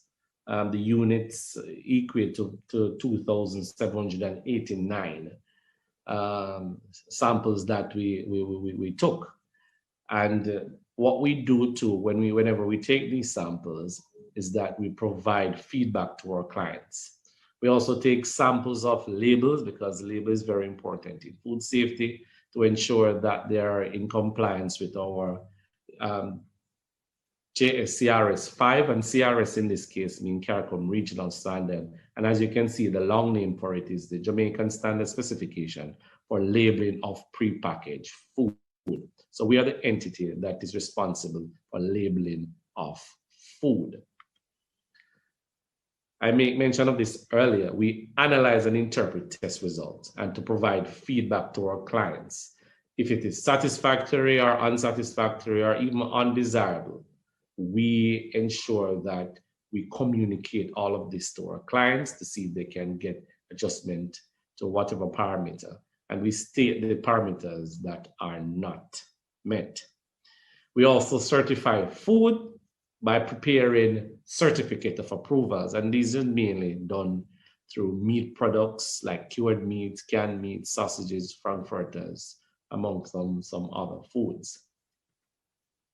We continue to play a role by conducting testing and certification of weighing devices. In this particular case, we're talking about the scales. And what we do is to verify the accuracy of these scales, especially when it comes on to the ingredients. And as you can see on screen, we're speaking particularly to preservative, because as you, I'm confident that you can appreciate, too little preservative can lead to unsafe food, and also too much preservative can lead to unsafe food. If you have too little preservative, you find that the product might start to deteriorate before the date of minimum durability, or what we consider as the best before date. And if it's too much chemical, it can be poisonous. So it's important that your weighing devices are tested and certified. We maintain a strong enforcement program. So we withdraw products from sale that breach any standards or regulation. We also do seizure and detention of food products that are not in compliance. And we also do condemnation of food that is not fit for human consumption. We investigate complaints, whether provided by Consumer Affairs Commission or any client or anybody from the public in general. From once you provide, there's a complaint, we conduct our investigation. We also assist in the development of standards or regulations or even codes of practices. We assist by being active members of the National Committee on whatever standard that is being developed. Currently, you have the JS36 being revised and the CRS5 is being revised. So we are active members of those committee. We are also active in Codex. Other roles, we provide technical assistance to various key stakeholders, to ministers, ministries, agencies, food processors. We do not necessarily, when it comes on to the food processors, we don't necessarily go in depth. We just provide guidance as it relates to the regulation that they should, or the standard specification that they should be following. If they require further advice, what we do is recommend them to the Bureau of Standards, where they can get a hand-holding advice from the Bureau of Standards. As I said earlier, they are now the facilitator. We are the regulators. And I know, again, you can appreciate that we cannot go facilitate, help you out, and then come again and regulate you. We assist in educating the public like what we're doing now. Yesterday, for example, we were at JS Think Tank and this webinar. We do tours, we do training programs, workshop, and we do awareness sessions. Lots of presentation we have done. Because of the COVID, we resort to having online training most of the time. And I think for the last calendar year, we did maybe close to 20 of these presentations. In conducting our inspection, these are some of the things that we look for, and this in particular, speaking about our local food processors. We look at the external environment, the building, we look at your sanitation, the records that comes with it, the employees' facility, pest control, and you can go ahead and look on your screen to see what we look for whenever we are conducting an inspection. And as I said earlier, especially at our processing facilities. As you know, we are the ones that are dealing with food labels and what should be on your label. And I'm just going to take you through this briefly. And I give definition of what a label is, and these definitions are located in our CRS5 and what labeling is. So there's a difference between label and labeling. You can go ahead and read same. But what is the importance of labeling? Is to advertise a product, to distinguish a product from the competitors, to establish a brand. But for us, it's important to provide customers and consumers with information on a product. And it is a legal requirement. So you need to ensure that if you have your product, it is compliant with CRS5. And I'm just going to take you through, just briefly through it. Is a good sized document. So I just take out some of the most important thing. You can share this with other persons. What the standard is applicable to the labeling of prepackaged food to be offered to the consumers or for catering purposes. And it also tells you here what it doesn't apply to. So unsold, unpacked, or in open or uncovered packages is not applied to that. If you're weighing or measuring over the counter in the presence of the processor or the consumer, this standard is not applicable to you. If you're exporting only, it's not applicable to you. And if there's a regional standard that exempts you, it's not applicable to you. And if you have gift wrap products, this standard is not applicable to you. These are some of the requirements that is required: the name of the food, the list of ingredients, and the list of ingredients here must be in descending order. The net content and the drain weight should be there, and that is where, if applicable, not all products will have drain weight. The name and address should be there. No PO box should be. Country of origin. So even if you have 19 Hope Road, Kingston 10, Jamaica, the standards require that you have a country of origin. Lot identification should be there. The date mark and storage instruction should be there. And your instruction for use should also be on your labels. Again, your lot identification, and these are just some things that we saw that happens. As you can see, the picture, the one that is on your right is not correct, but the one on your left is, where the code, it should be permanently coded at all times. And also under JS36, it tells you that the letter and number assigned to your establishment shall be at the beginning of any identification code used in relation to that establishment. So we look out for these things whenever we conduct our inspections. And this one goes to tell you what not all products require a date mark. And they're saying this, so just in case you go there, you see some products that do not have date marks, you might be saying, but why they don't have an expiry date? Not all products, based on the standard, required to have date marks. And they tell you some fresh fruits and vegetables, your wines, your liquor, beverages containing 10% or more, products that will be consumed, as I said, bakery products that will be consumed within 48 hours of manufacture. Don't necessarily need to have a date mark. And it gives you some more vinegar, food grade, chewing gum, spices, or if you have other products that are permitted by the standards body, national standards body, for exemption. For the future, as I said, we are still using the Standards Act, the Processed Food Act, and the Weights and Measures Act, because the NCRA is not a standalone entity as yet. So for the future, we are waiting on our legislation, which is the NCRA Act of 2020.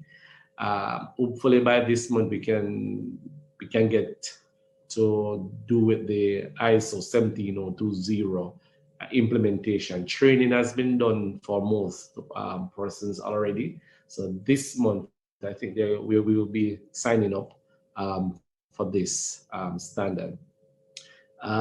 We also see we're involved with Codex. They're trying to deal with the sweetened condensed milk and evaporated milk. There are also the suggestion as to develop standard for milk alternatives industry. They're also revising the jerk season and jerk sauce standard. And there's also a review of the JS 36. I can say to you that there's also a review of JSCRS 5. And because at this time, nutritional facts in Jamaica and the CARICOM region on our own is mandatory. What they want to do is to have a change where it's not mandatory. So what they want to do is to have a change where the nutritional facts is now mandatory. For further information, you can visit our office at 19 Hope Road. We have regional offices, so we share the regional offices same way with the Bureau of Standards. One is in Montego Bay, one is in Mandeville, one is in Ochirais, and one is in Savannah Lamar. If you want to know again about the standards, you can visit the Dr. Hartnell Henry Standards and Technical Information Center. We call it the library here. We are up and about. We have our website, www.ncra.org.jm. You can email us at info@ncra.org.jm. We are also on WhatsApp, as you can see there, 87628-289-6272. Visit us on Facebook, Instagram, and Twitter. In closing, we here at the National Compliance and Regulatory Authority join this global campaign in observing the third staging of the World Food Safety Day. We endorse this year's theme, Safe Food Now for a Healthier Jamaica. We also see the slogan, Food Safety, Everyone's Business, where farmers, transporters, processors, vendors, importers, exporters, regulators, and consumers need to be conscious of food safety practices, I should say. We consider that fit for purpose. I thank you. If there are any further questions, I'm here to answer as it relates to the National Compliance and Regulatory Authority.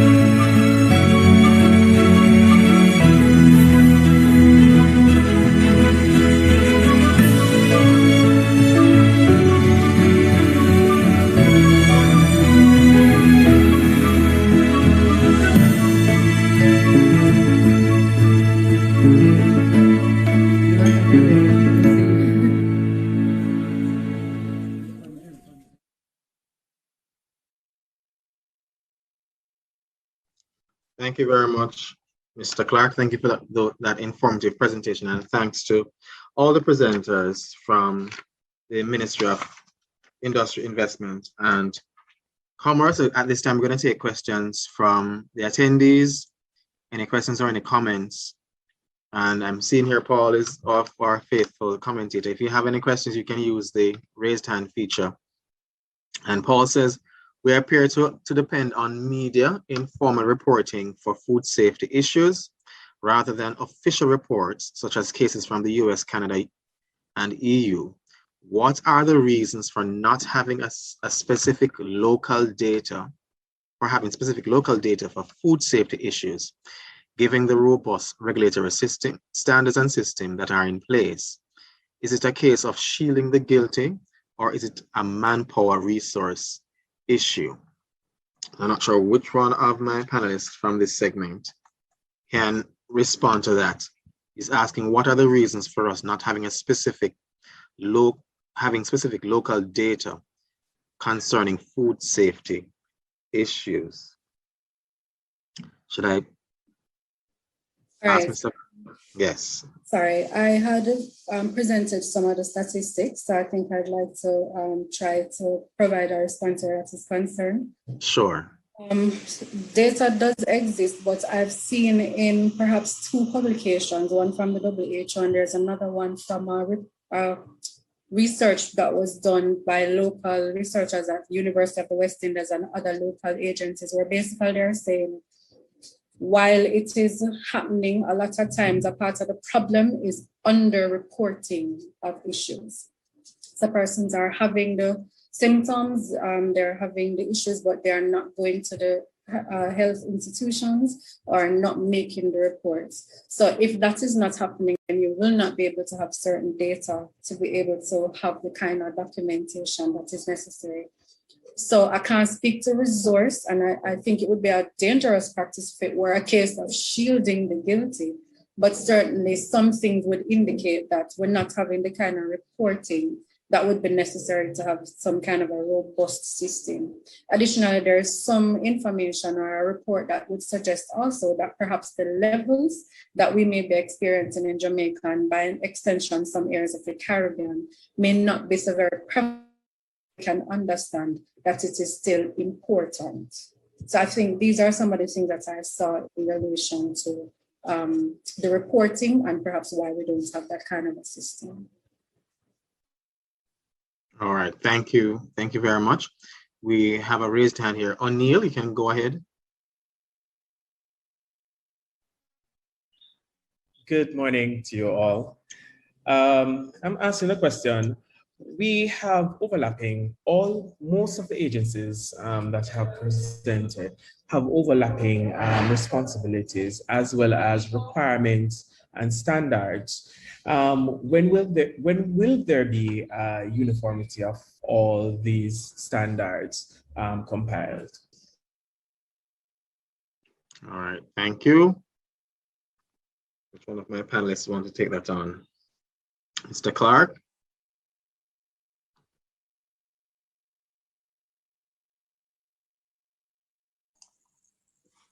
Hi, I'm here. You heard that question? Do you have a response? I don't necessarily have a response in terms of saying definitively when the harmonization of all standards will come together.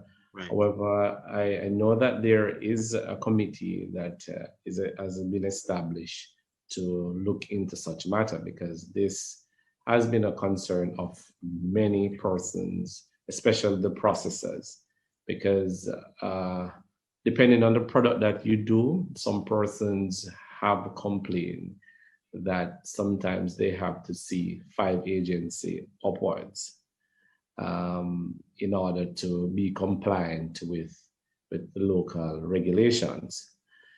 As I said, I can't give a definitive answer, but I know that there is a committee that has been established to look into the matter of such. Mr. Leonard, maybe be able to provide some assistance as well. Right. So the committee that you would have mentioned is actually far advanced in develop what is called the inspection matrix that separates the different border regulatory agencies' functions. So where they are overlapping, what we try to do is to separate that. So for example, plant quarantine and Fsp Id inspecting the same commodity, right? So we inspecting fruits and vegetables. What we do is look where the plant quarantine has more expertise in, and we are the competent authority, say, for fresh fruits and pest related matters on fresh fruits and vegetables. And for Fsp Id, they would look at things for relating to say grains and food storage kind of thing. And they would have more expertise and competence in doing that. And what we do is to separate the functions. So we don't have to be going out there and doing what they do, and they don't have to be doing what we do. What we do is have a mechanism in place where we communicate with each other. So if they are doing an inspection for plant quarantine, they'll provide us with the report, and we do the same. In terms of standardizing regulations and so forth, each specific agencies,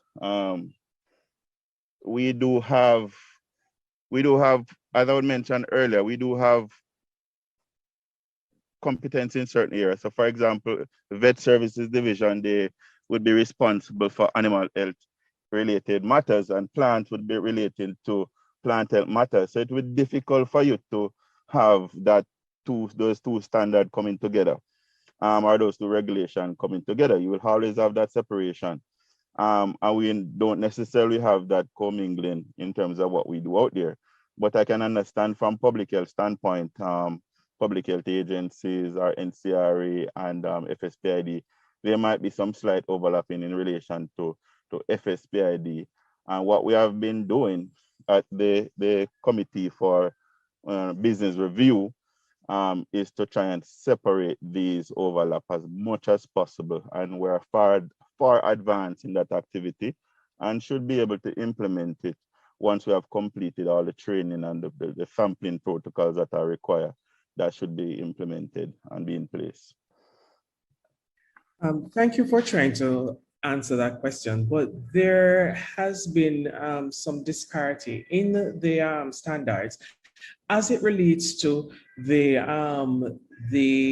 shipping companies or those companies that does export. as it relates to what is required of us and meeting the necessary standard as it relates to the global sphere and the international what should I say, platform, that they have to do the necessary exporting. Yeah. Mr. Brown, probably what you could do, in terms of giving a little bit more clarity, you could be a little bit more precise in terms of what you speak about in terms of standard overlapping in the shipping industry. That would be specific. You'll hit the nail on the head. The specific BRA can say, okay, this is what you're talking about, and provide that suitable answer for you.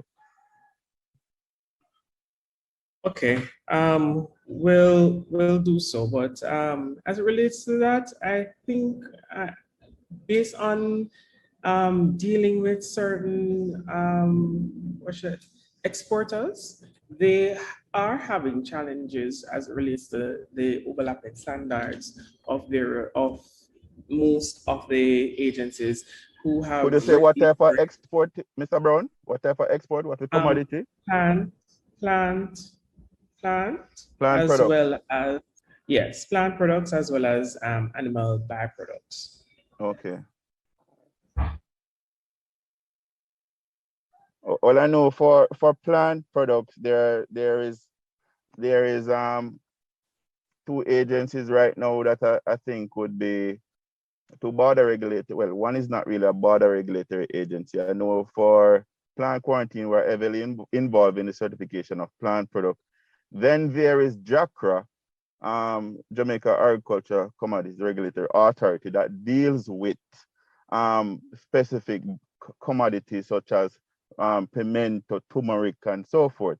And recently we have been having a little bit of challenge with the turmeric because exporters have been complaining that, look, we are registered with plant quarantine, we have gone through the whole jumper process, and now there is a new kid on the block. JACRA is giving instruction as to how to say, you need that document here, you need a license from them. What we have done is to sit around a big table and have a MOU in place. So the MOU is actually about 90% completed. And we also have a ministerial intervention. So the minister would have given certain instruction and make it very clear as to who will do what process. And there will be no introduction of any new fees or anything in such case of certification for export for these commodities that are overlapping commodities where you have 2 regulations dealing with the same type of product. So there are some things that are coming. They are not fully in place as yet, but we are not far away from implementing them to make the atmosphere a bit smoother. And I would have already mentioned about the matrix, the inspection matrix, the profile of how to separate the different BRAs in terms of moving away some red tape, moving away the double inspection and all of that. That is coming. So I can assure you that in coming probably a few weeks or so, for a month or so, we will be announcing what we'll be doing to ensure we have reduction in this type of practice. All right, thank you very much. We're going to take a quick question from Desroy Nelson. He's asking, how is the roles and functions of the Fsp Id inspectors different from those of the Ncra Food Inspectorate? Yep. Okay. Thank you very much. Morning. Okay. Again. Go ahead. Hey, what's up, Ahmed? Go ahead. Okay, so the Fsp Id roles and function, I'll talk about Fsp Id and then let Mr. Clark can maybe talk about Ncra. For Fsp Id, our acts and regulations, we are responsible for inspection at the ports with container inspection, and we also do premises inspection and cargo ship for animal feed, raw materials for like the wheat and stuff like that. And we have a compliance certificate program for premises inspection. We look at premises for the storage area, whether it be dry storage or cold storage, and we look at sanitation of the premises. We do not look at sanitation for the workers. Sanitation is for the premises and how the food is stored. We also, in terms of mitigation of loss, food loss, we do disinfestation activities. So we do like our spraying of food entities, if needs be, and also fumigation activities. And the fumigation extend to all the export commodities that is leaving the island to be fumigated. Fsp Id is responsible for those. And we also check for incoming commodities to see if they were treated before entering the island. So we check like for fumigation certificates, especially for our infestable products. So our grains and cereals must be fumigated before they enter the island, and those leaving as well, fumigated before they leave our shores. That's basically it.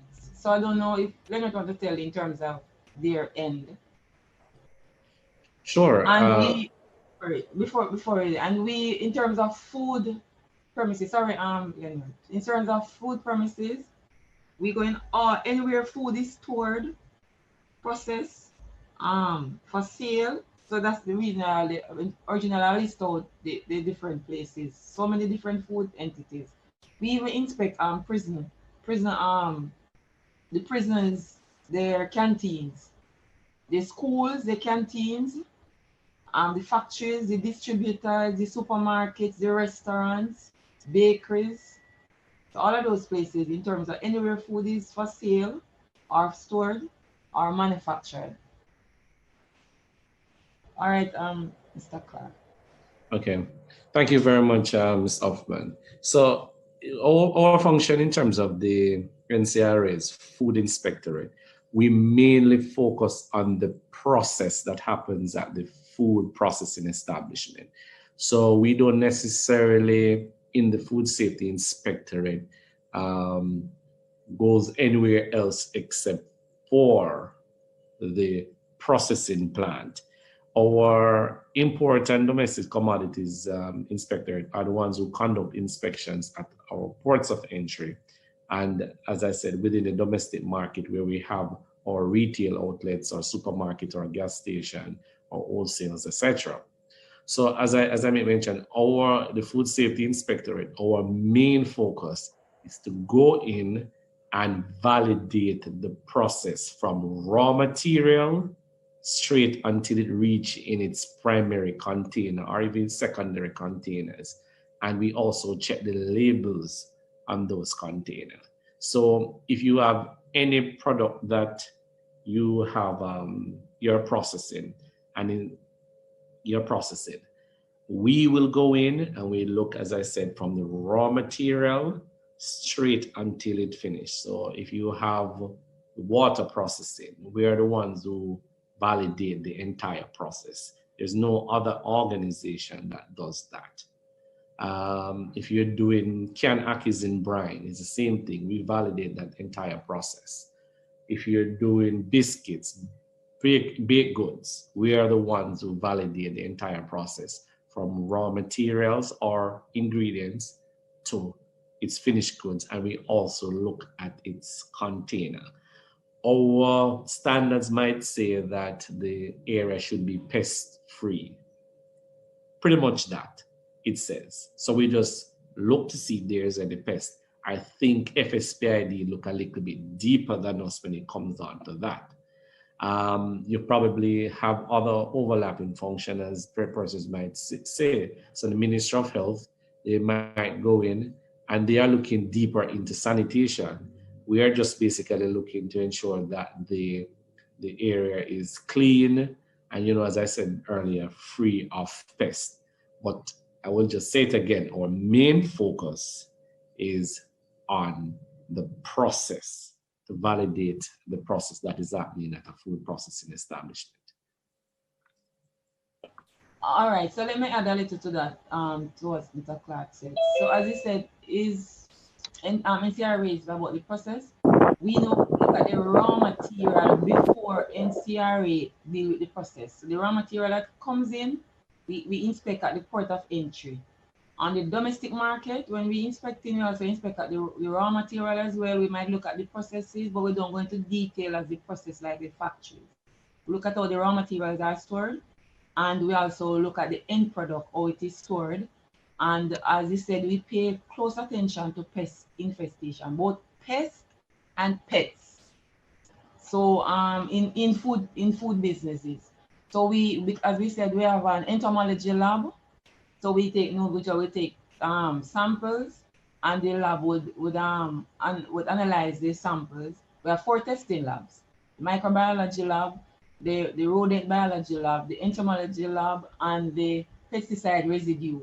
So if, for example, we say we take sample on fruits and veg, the pesticide residue lab can see test in terms of how much pesticide residue might be on those fruits and veg, or any other commodity as it may be.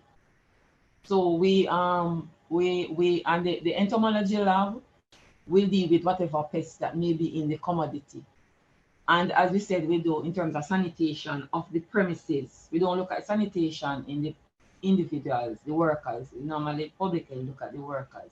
There's the premises to ensure that there is no pest, like a rodents or any other stored product pests that might be present in the commodity or on the premises. All right, thank you so much. So just an example. Quickly, Mr. Clark. Yes. Okay. So I conducted an inspection at a facility, and during my inspection, I recognized that there was significant amount of pests, weevil to be exact, significant amount. All I can do probably under our regulation was to detain the product. Whenever we see things like that, what we have to do is to turn that over to Fsp Id, because it was that significant amount of pests that we see there. Just to give an example of how things go sometimes. All right, thank you so much. So we are entering our final sets of presentation, and these will come from the team at the Ministry of Health and Wellness. But of course, we have more giveaways. I want to give away quickly 2 questions. I want you to use the raised hand feature to answer this question from this segment. So how many children die globally? I think this is a WHO number. How many children die globally from eating contaminated food? Anybody remember the number that was given? All right, I see a fast hand here. Dave? I think it was 5% of the global population. I think it was 125,000 children yearly. I'm remembering correct. Yes, correct. That is correct. Excellent. All right, and another question, the final question. There was a ratio of the number of persons who die globally. What is the ratio? Not just children, but overall, adults, overall. The ratio, according to the WHO, of the number of persons who die from contaminated food. Anybody know that? Dave, I'm going to give somebody a chance, right? I'm going to give Karen. Allow Karen to tell me. Karen?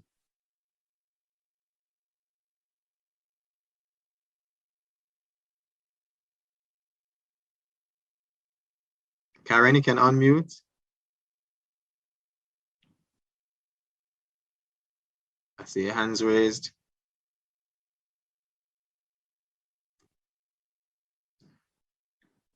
Yes, Karen, tell us. Your both hands raised, but you tell me. You're not hearing me. Go again. 1 in 10. 1 in 10. All right, excellent. Yes, that is correct. Just write your name down. Renee, you're gonna make contact with these persons. Karen, that is not Karen. This is Rebecca Nelson Brown.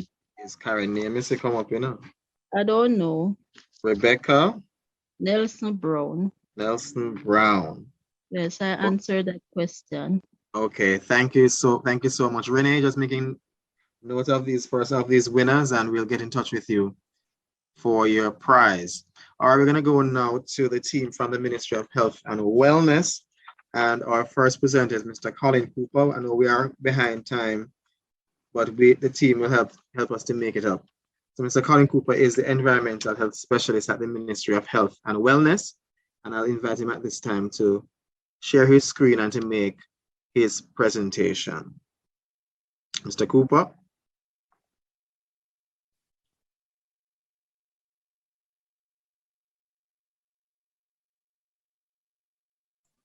Are you seeing the presentation? Yes, we are. Okay, good afternoon. You can put it in presentation mode. From beginning, yes.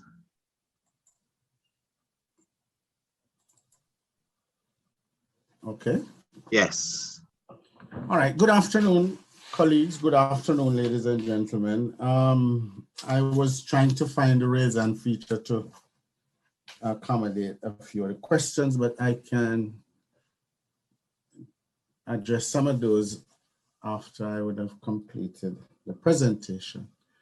Thanks again for joining us in the celebration of World Food Safety Day. And I will be doing a short presentation on the regulatory roles and responsibilities as it relates to food safety and protection with the Ministry of Health and Wellness, specifically looking at the Environmental Health Unit and Veterinary Public Health from the respective public health departments. Now, regulatory food control in Jamaica is the overarching purpose of food control regulations and other government food safety interventions is to minimize the risk of foodborne illnesses. Just to remind us that the structure of the health system in Jamaica it's decentralized. So we have 13 parish health departments that functions to deal with the operational aspects of the task.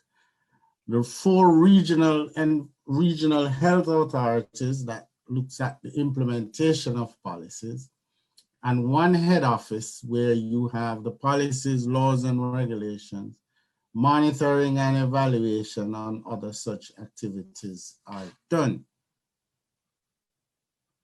The components of the food safety program in the Ministry of Health with respect to the Environmental Health Unit, the public health departments, are pillared on 5 main areas. 1, food laws and regulations. 2, inspection and auditing. 3, food control management, laboratory services, and finally, information, education, communication, and training.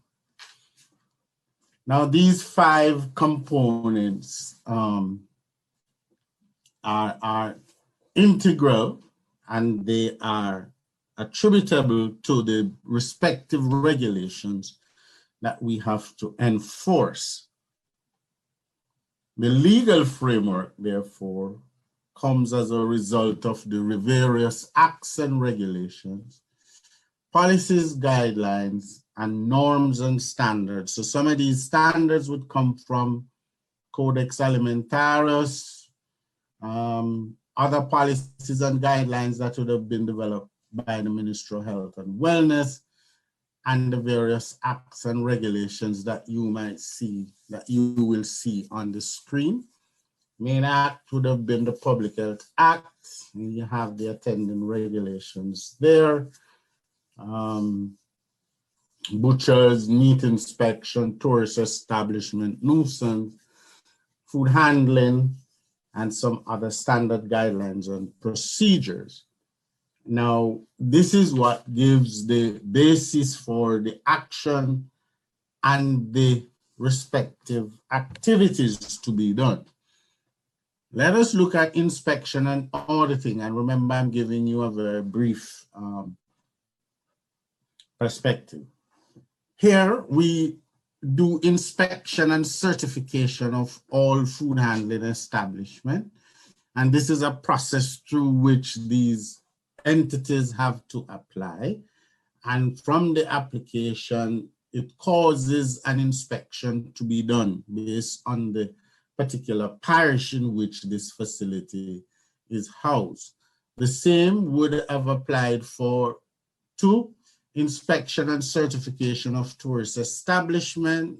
Some of us will call them hotels, but we don't use that term because there might be some challenges with that definition. But tourist establishment are so defined in that particular regulation.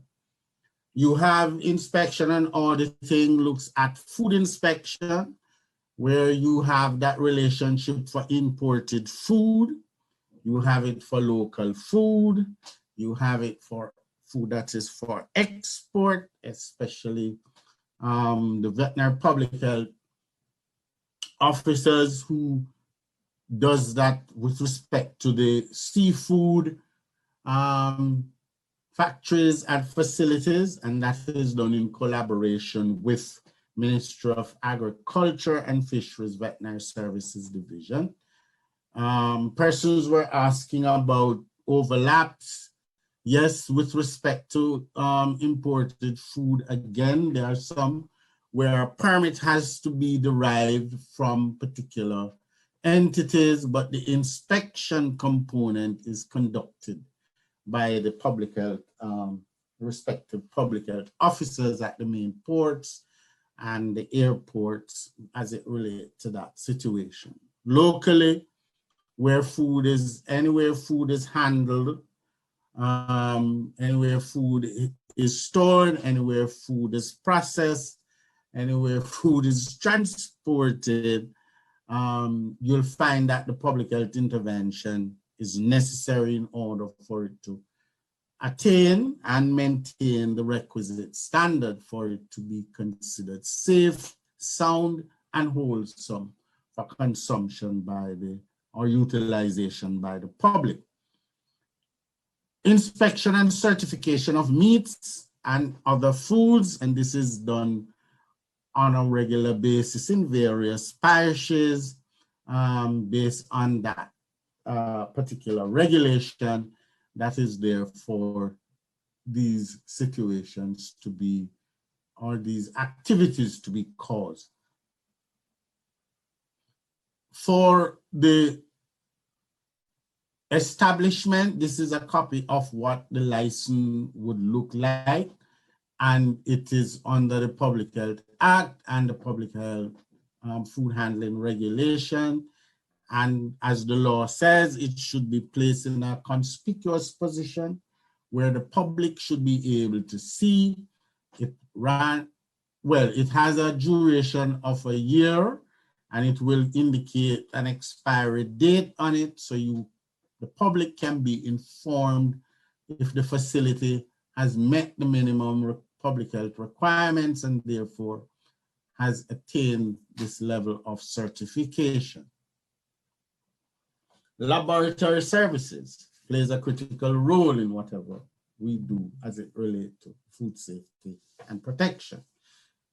The officers, public health inspectors or environmental health officers, has the authority to take samples of food items for examination. Necessary action is also to be taken if the results indicate that the food is contaminated. Examination of records, if the facility has an in-house laboratory, is part of that process also for us to ensure compliance with the respective regulatory requirements. Information, education, communication, and training. Under the law, the public health departments is authorized to educate, train, and certify food handlers. And there are different requirements for food handlers as it relates to how they should operate, what happens if they are ill, what ought not to be done. All of those conditionalities are outlined, and they would have to sit, do a test, because there's an educational component, and there are certain standards requirement that they would have to meet as it relates to the examination aspect. They would also be subjected to physical examination. Medical examination can also be conducted if necessary, and the medical officer of health, which is the person responsible for the health of the parish, is authorized under the Public Health Act to conduct those necessary interventions and examination. The food handler's permit is valid for a year, 1 calendar year, and it can be revoked if the holder is found in breach of any of the requisite guidelines or regulations through which it was approved or delivered.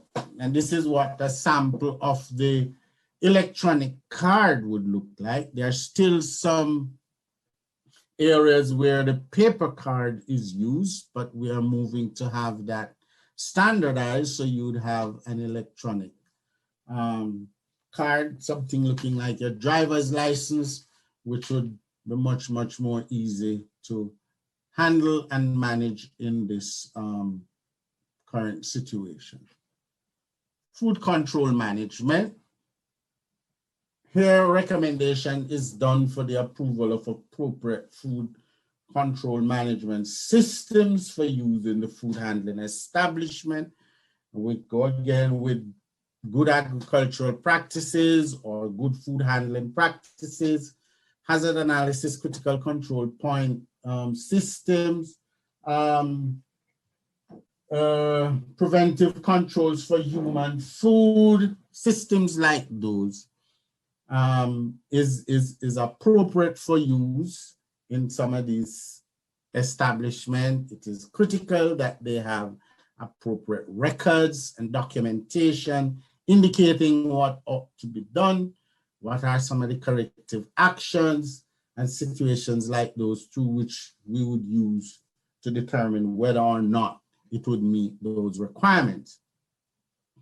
As part of this process also is the investigation of foodborne disease outbreaks and events.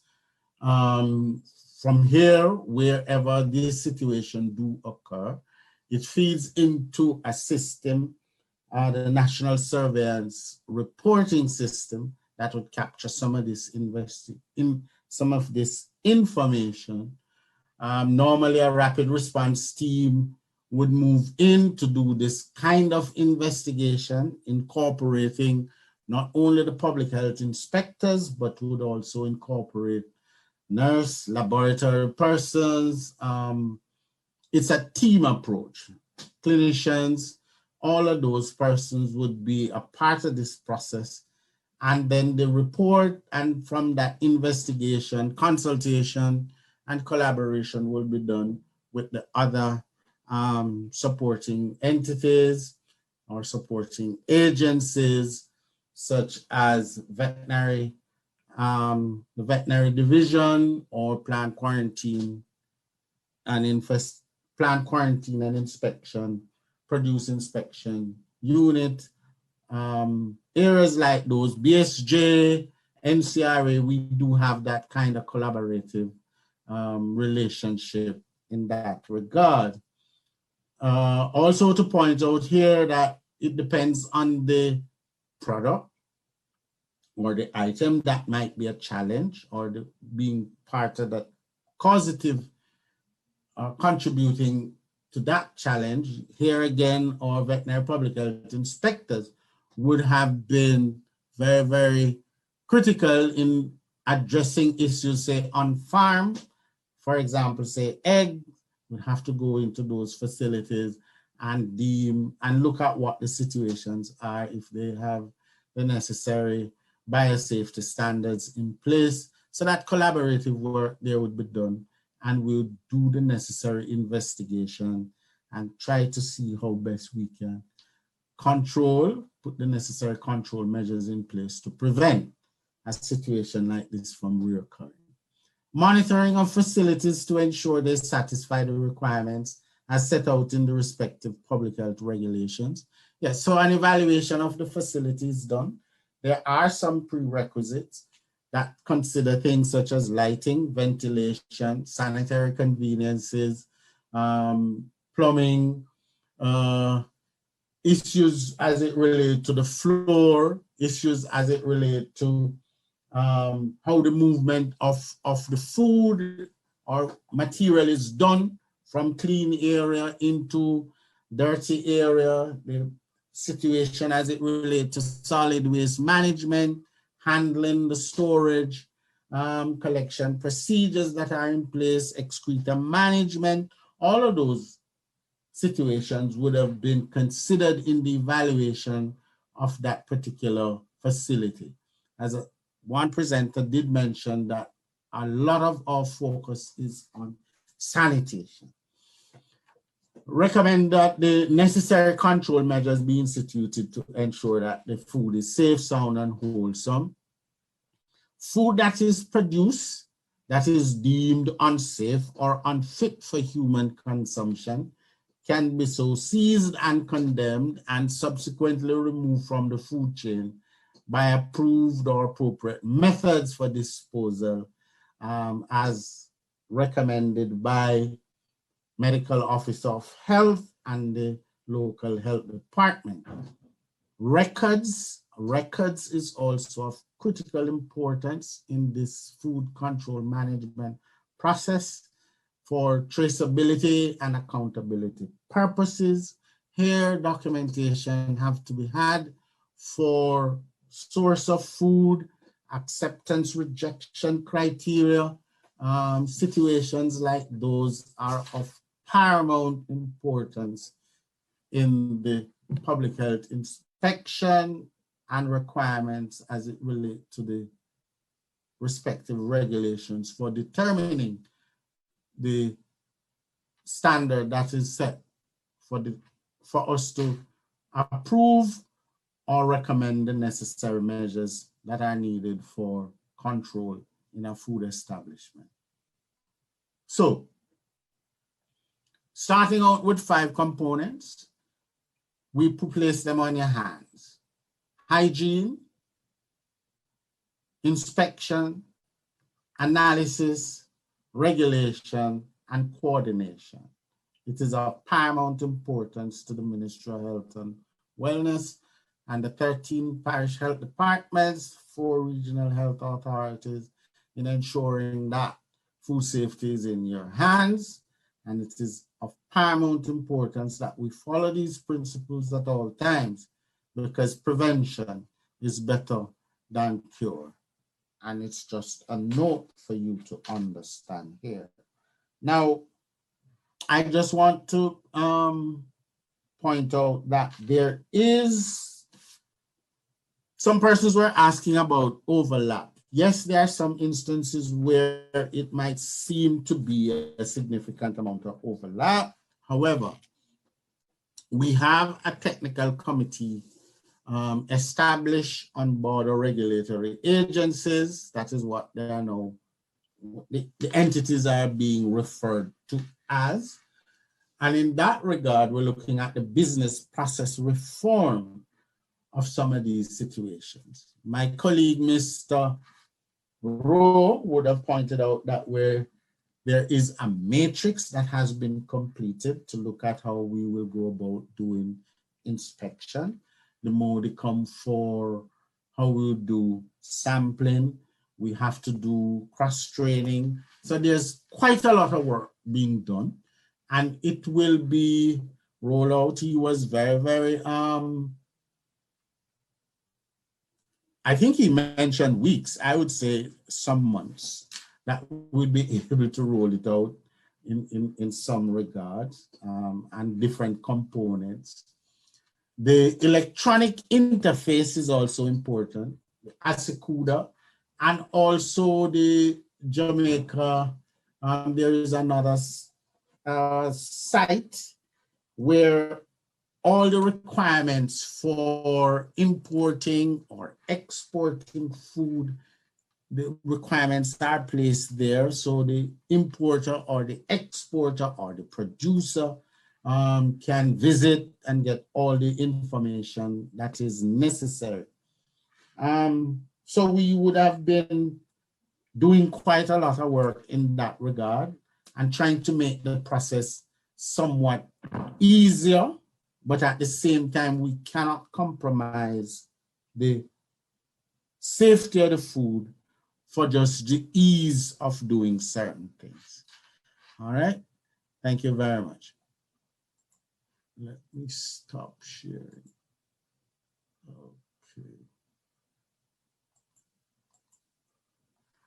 What did I write?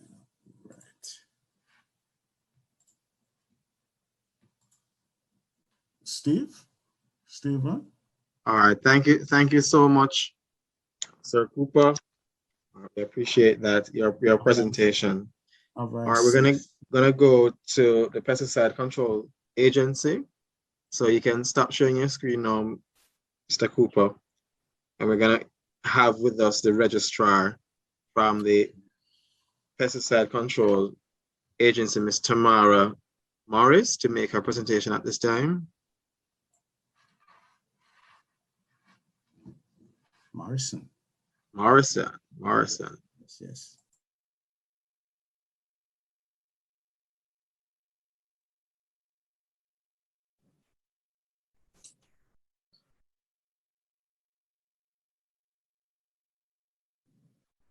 Good afternoon, everyone. Are you hearing? Yes, we're hearing you. Can you put your screen on I'm presentation going to mode? start on the presentation mode now. Yes, thank you.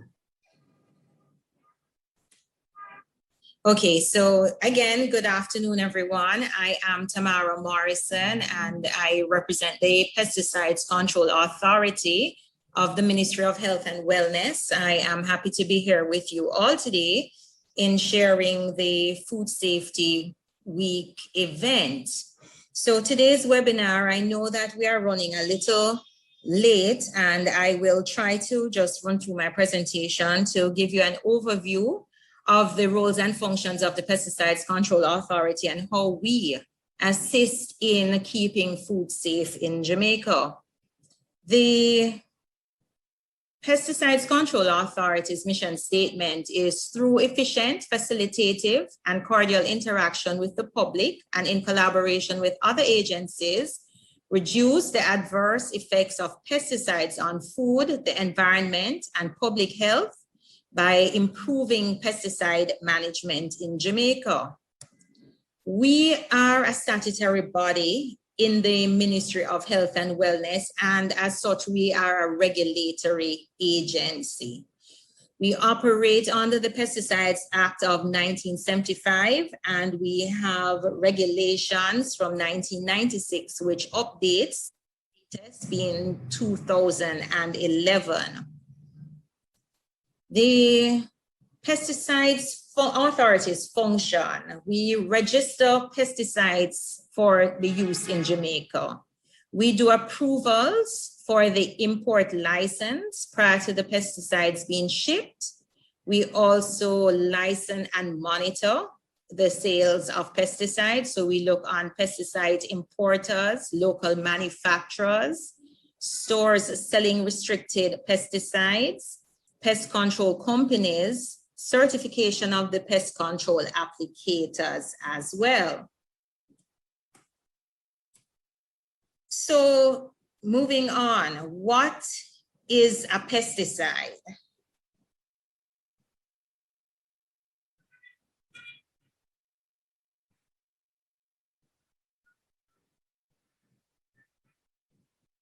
My slide seems to be slowing down on me today.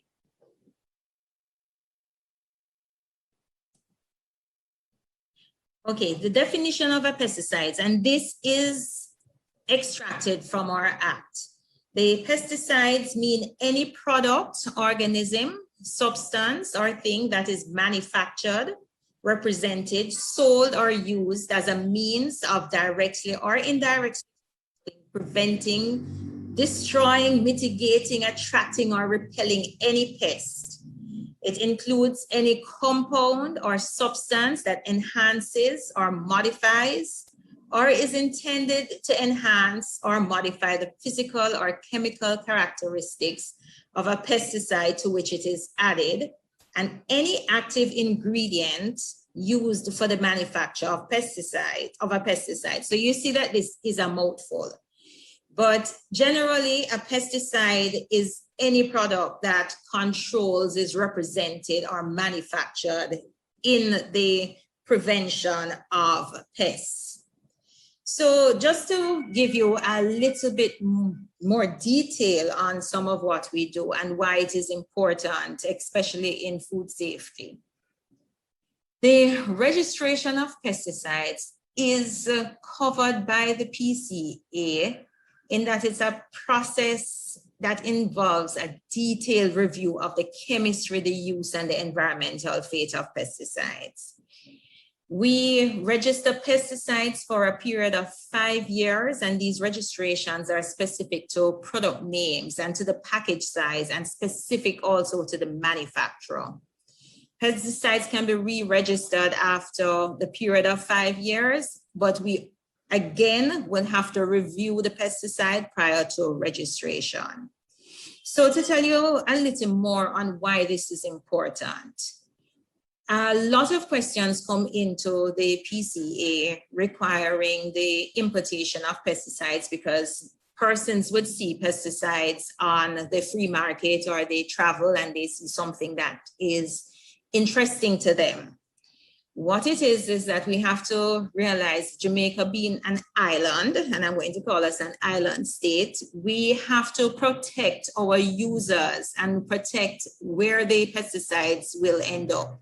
So the users that we protect are us, as well as the crops that are being protected.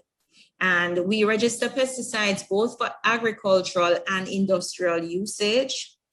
Households are also covered under the registration of pesticides. So in the definition given for pesticides, you would see anything that even mitigates against a pest. So repellents are also pesticides.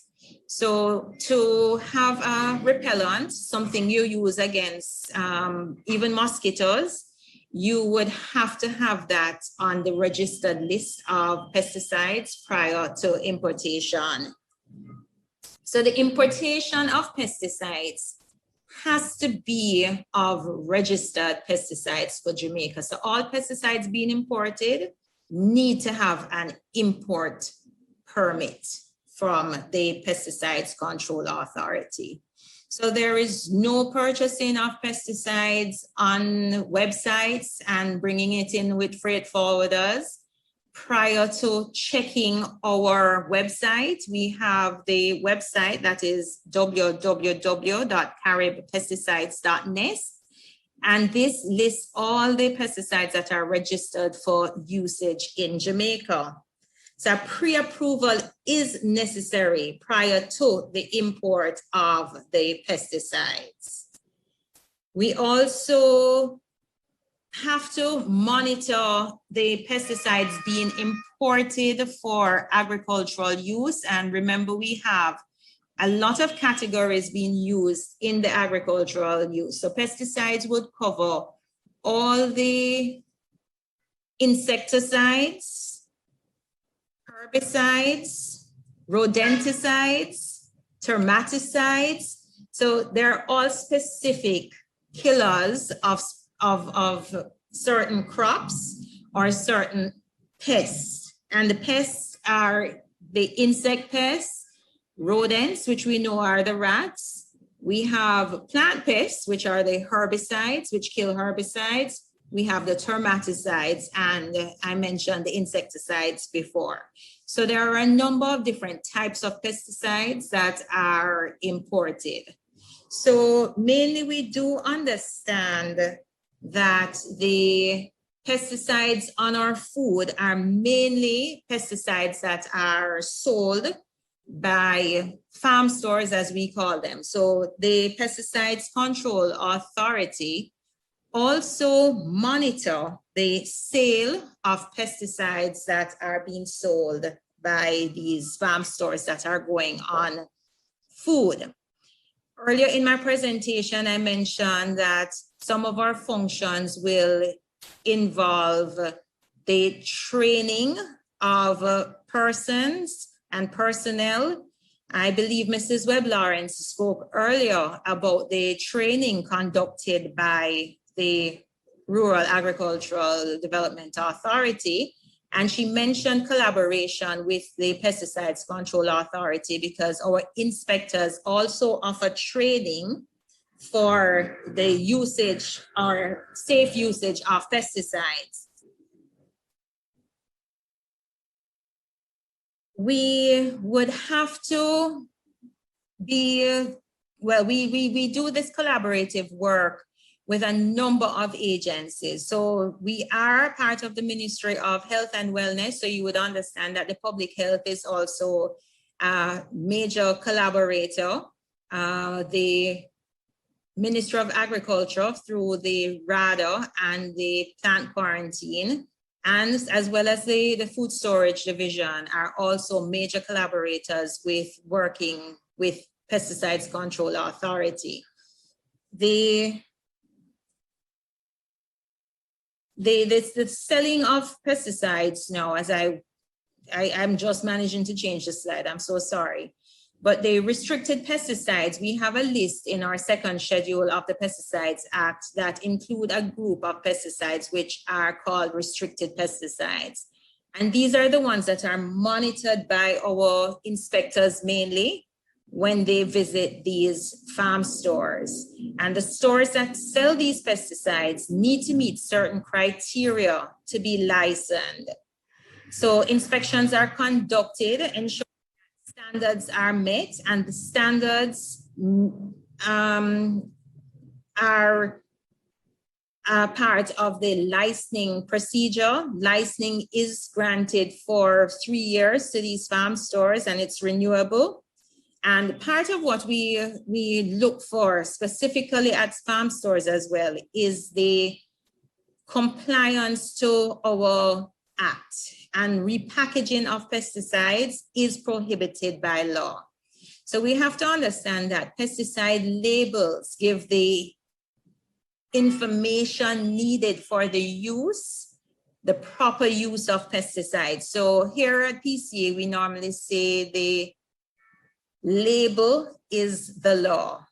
So the pesticide use is given by using the label of these pesticides. When we have repackaged the products, the repackaged products are dangerous to health of consumers who have no idea what is in the bottle or the little package.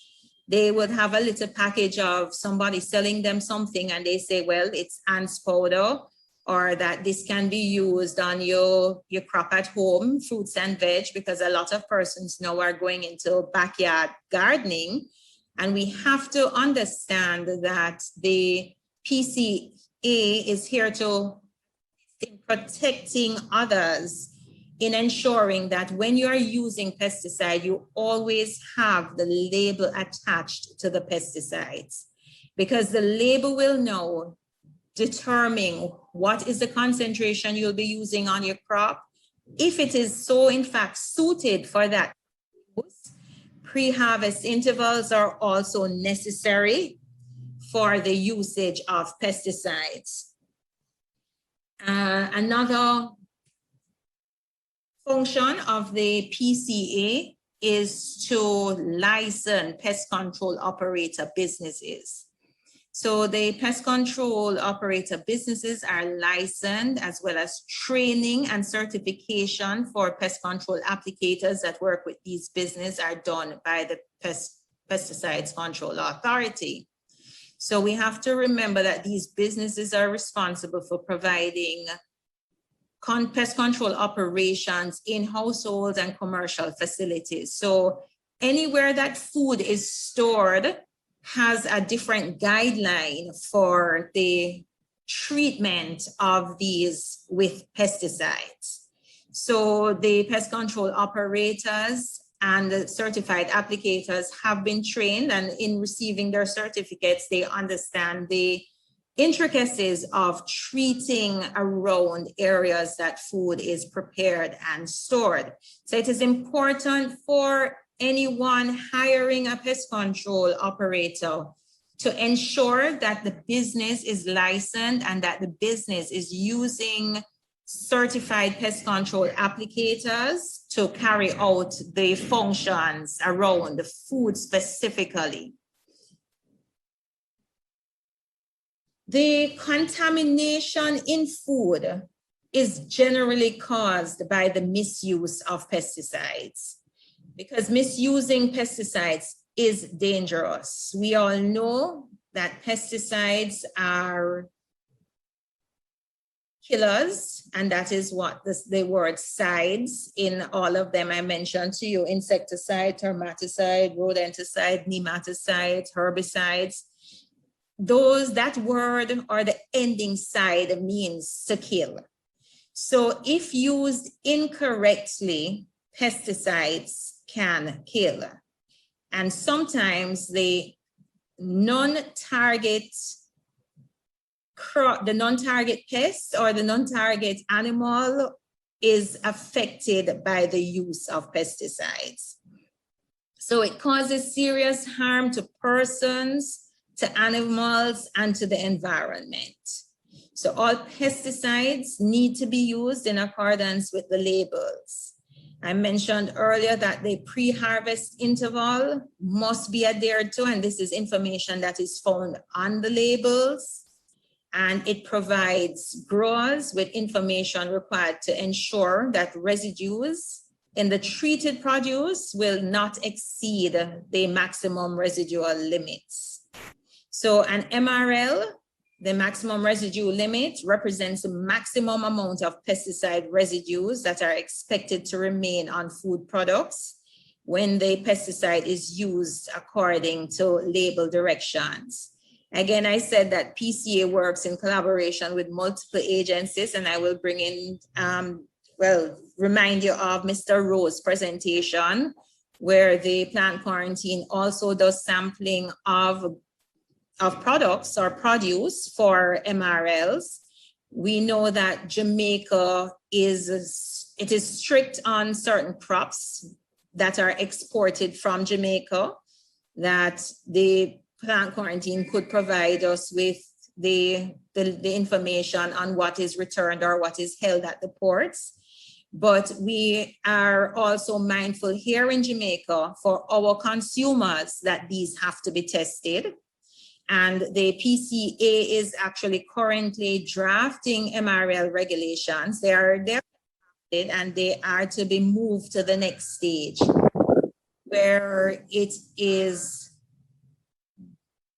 important for Jamaica to be participatory in all of this standard, because if we do not have the standard, we do not have sanctions that persons can be held against. So just to wrap up, the PCA ensures that the registered pesticides for use in Jamaica are, it is difficult to use the word safe, but are rigorously evaluated to ensure that the risk does not outweigh the benefits of having these pesticides registered. We ensure that the pesticides that are being imported are registered pesticides.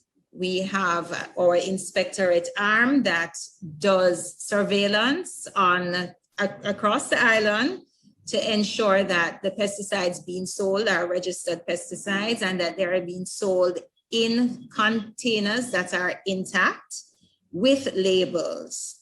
So we encourage others to contact the PCA using our website, www.carrypesticides.net, or the contact numbers that are listed thereon. For further information, if any information is needed with regards to the pesticides usage in Jamaica. So I would just like to congratulate the team who put together this webinar today, and I hope that all the information shared has been received and ensure it's safe, the theme for today. Thank you for participating. All right, thank you so much, Ms. Morrison from the Pesticides Control Authority. And our penultimate, our final presentation is coming from Ms. Alicia Smith. She's the Acting Director of the Pharmaceutical and Regulatory Affairs at the Ministry of Health and Wellness. So I want to welcome Ms. Smith at this time to begin to share her screen. She has a presentation.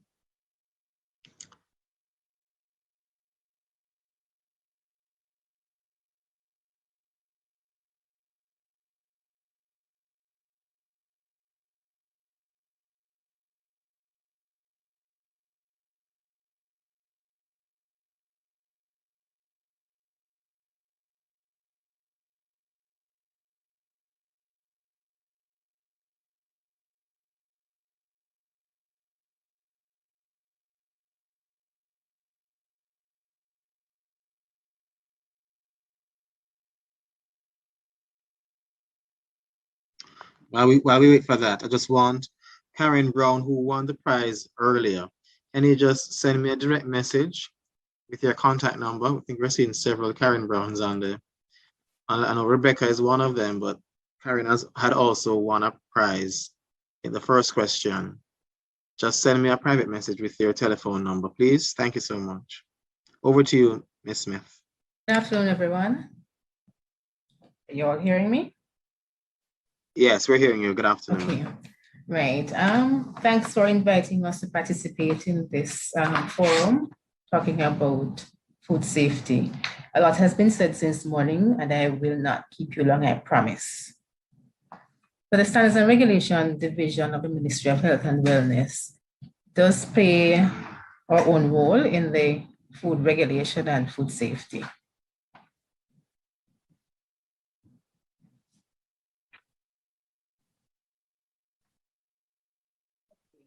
We have the Food and Drugs Act, which you notice is very old, but under the Food and Drugs Act, we do have a definition of food which guides us. And as you see there, it refers to any article, food or drink by man, includes chewing gum and that.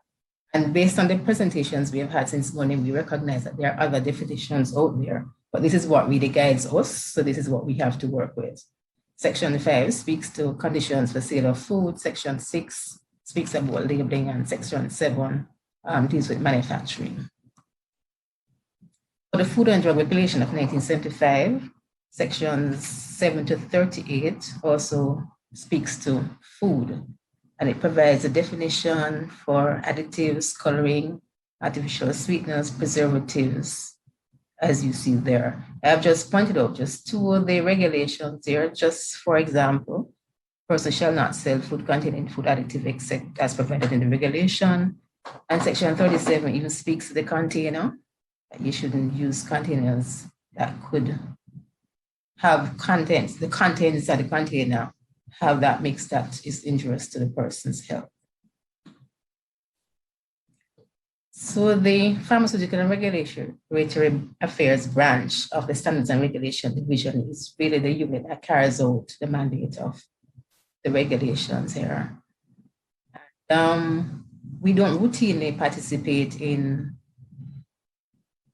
inspections of food manufacturing processes, except when we're required to do so. Sometimes we have clients or exporters from Jamaica. To get into some markets, the market will ask for a health certificate or something from our department, and that's where we get involved. In addition to that, we also find that we are named on the Public Procurement Commission document, and therefore sometimes clients will come to us asking us for a letter, and to do that, we'd have to do an inspection of their facility. So our activities are mainly that of permits approval for importation and to a lesser extent exportation. The products of interest that we have are the food additives, food making health claims, dietary supplements, and herbal preparations, including teas. The regulation of veterinary pharmaceutical products plays a role in that, based on things like the AMR, antimicrobial resistance, then the products that we register for use in animals could also affect the safety of food. And therefore, that is one of the things that is not directly but indirectly affect food safety. Disinfectants used in food processing facilities also are part of what we regulate. And in fact, under the Food and Drugs Act of 1964, disinfectants used in food processing facilities are in fact referred to as drugs. So how do we assess most of the products that we handle? All applications presented for imports are assessed for efficacy, quality, and safety. And that's a standard throughout our Food and Drug Act, efficacy, quality, and safety. We also seek guidance, especially for food additives, from the Codex Alimentarius, the FAO approved list of food additives. And sometimes we also look at our reference countries like a US FDA to look at prohibited substances or substances prohibited for certain types of food. The documents we usually require for assessment for import permits include the labels, and this is mainly for the additives, the bulk, raw material, the labels, product formulation or product information, safety data sheets, and certificate of analysis. When we look also now at the finished products or food with health claims, and usually these are finished products that are coming to us, dietary supplements, herbal preparations, especially for commercialization. In addition to the labels, product formulation, and that we also want to see the manufacturing process, an outline of that, good manufacturing process certificate, and a certificate of free sale. That's basically how we do what we do. We usually say what we do is mainly a passive regulatory function, in that we don't do a lot of testing upfront. It's usually based on the document review at first. What are some of the opportunities we see for improvement? The fact that, as I've been hearing, there is a lot of testing going on sometimes of the samples, the products when they come in, but we don't get that feedback. So we don't know for sure if what we have proven based on how we have assessed the documents that we got, if when the samples or the products actually come in, they meet specifications and they meet the standards that we saw. We also see the need for greater collaboration with other agencies to ensure the compliance. And we find that there are some resistance regulatory requirements, and that happens normally, but well, not normally, but especially for people who just want to have a free rein to bring in and sell. Because when you're market, not everybody wants to sell. But we think that detailed and sustained sensitization and public education would take us to that. And again, Sarah speak, I thank you all for being here.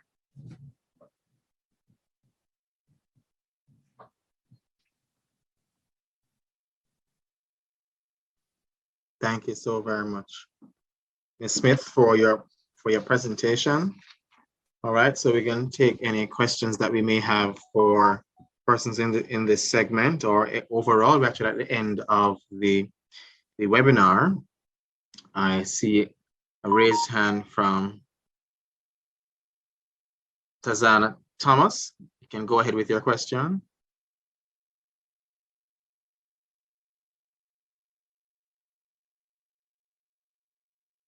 Tazana.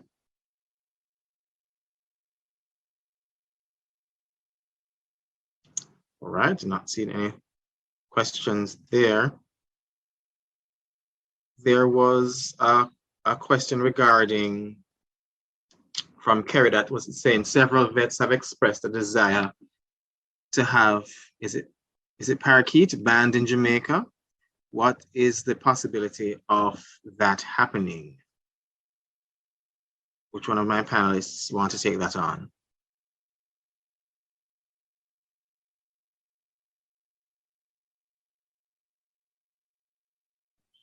Hi, good afternoon again, Stephen. I guess that one would be for me. Yes. Paraquat, that's paraquat. Paraquat, yes, thank you. Yes. I had not known of this, well, the question Kerry is asking here, that vets have been expressed the desire to have paraquats banned. But I will say that the Pesticides Control Authority is also a part of the Rotterdam Convention that lists pesticides of, I would say, of importance. And it is one of those, paraquat is one of those that we do have a pesticide review committee that does review of the pesticides that are on our current registry from time to time.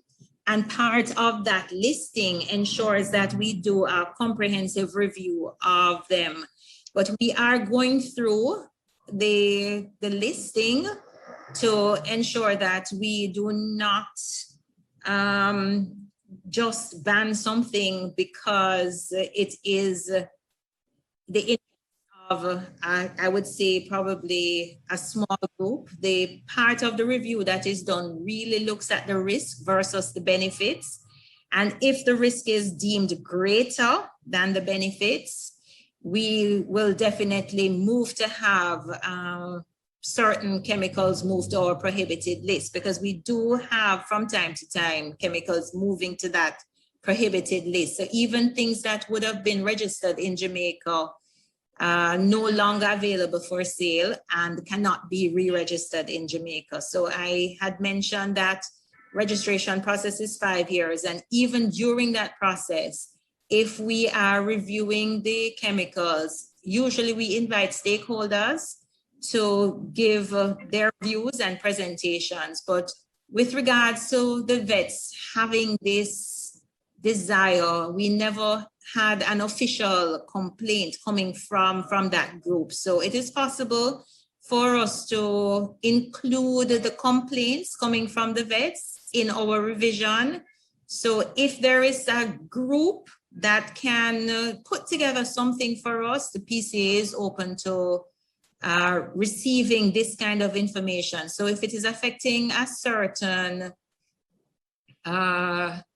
category of animals, and if there is data that we can use in our review, it would be great for us, because this would show that the risk is higher for a certain category, possibly that we did not have listed in our review. So the possibility of banning a product is possible, but it's done after a detailed review.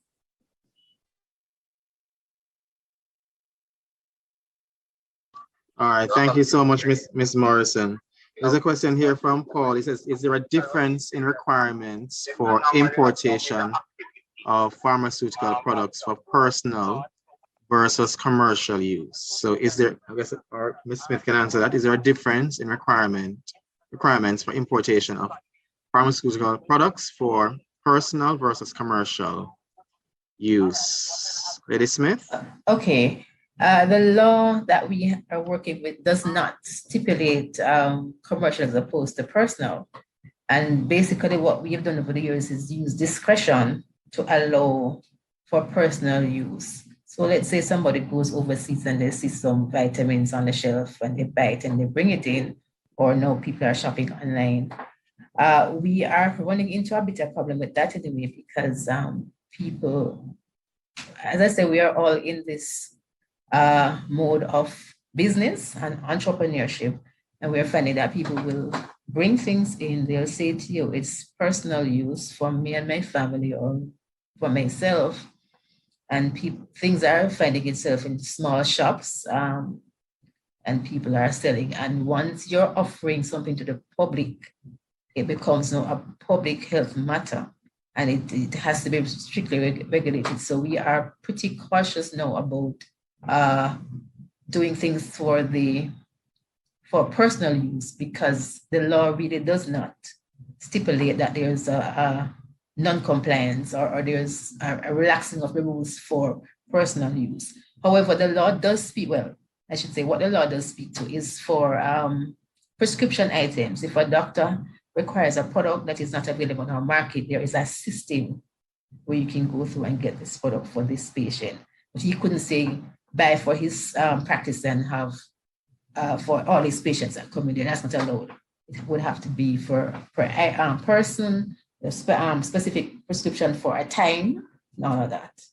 So there are stipulations, but the personal use thing is, as I say, has been discretionary, and we are finding that it might not be such a good thing to do.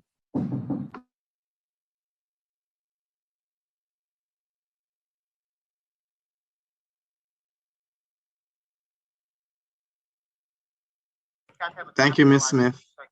Karen, you have a question? Is this the real Karen? Yes, thank you very much. It's a comment. Sure. Thank you. It has been a very informative and interesting seminar so far. Just to go back a little in history, I do recall the role of the pharmaceutical division in a particular incident where in one parish in one region, not to name it at this time, where we experienced saltpeter poisoning of a consumer having purchased an item that was deceptively labeled to look like black pepper, spice, etc.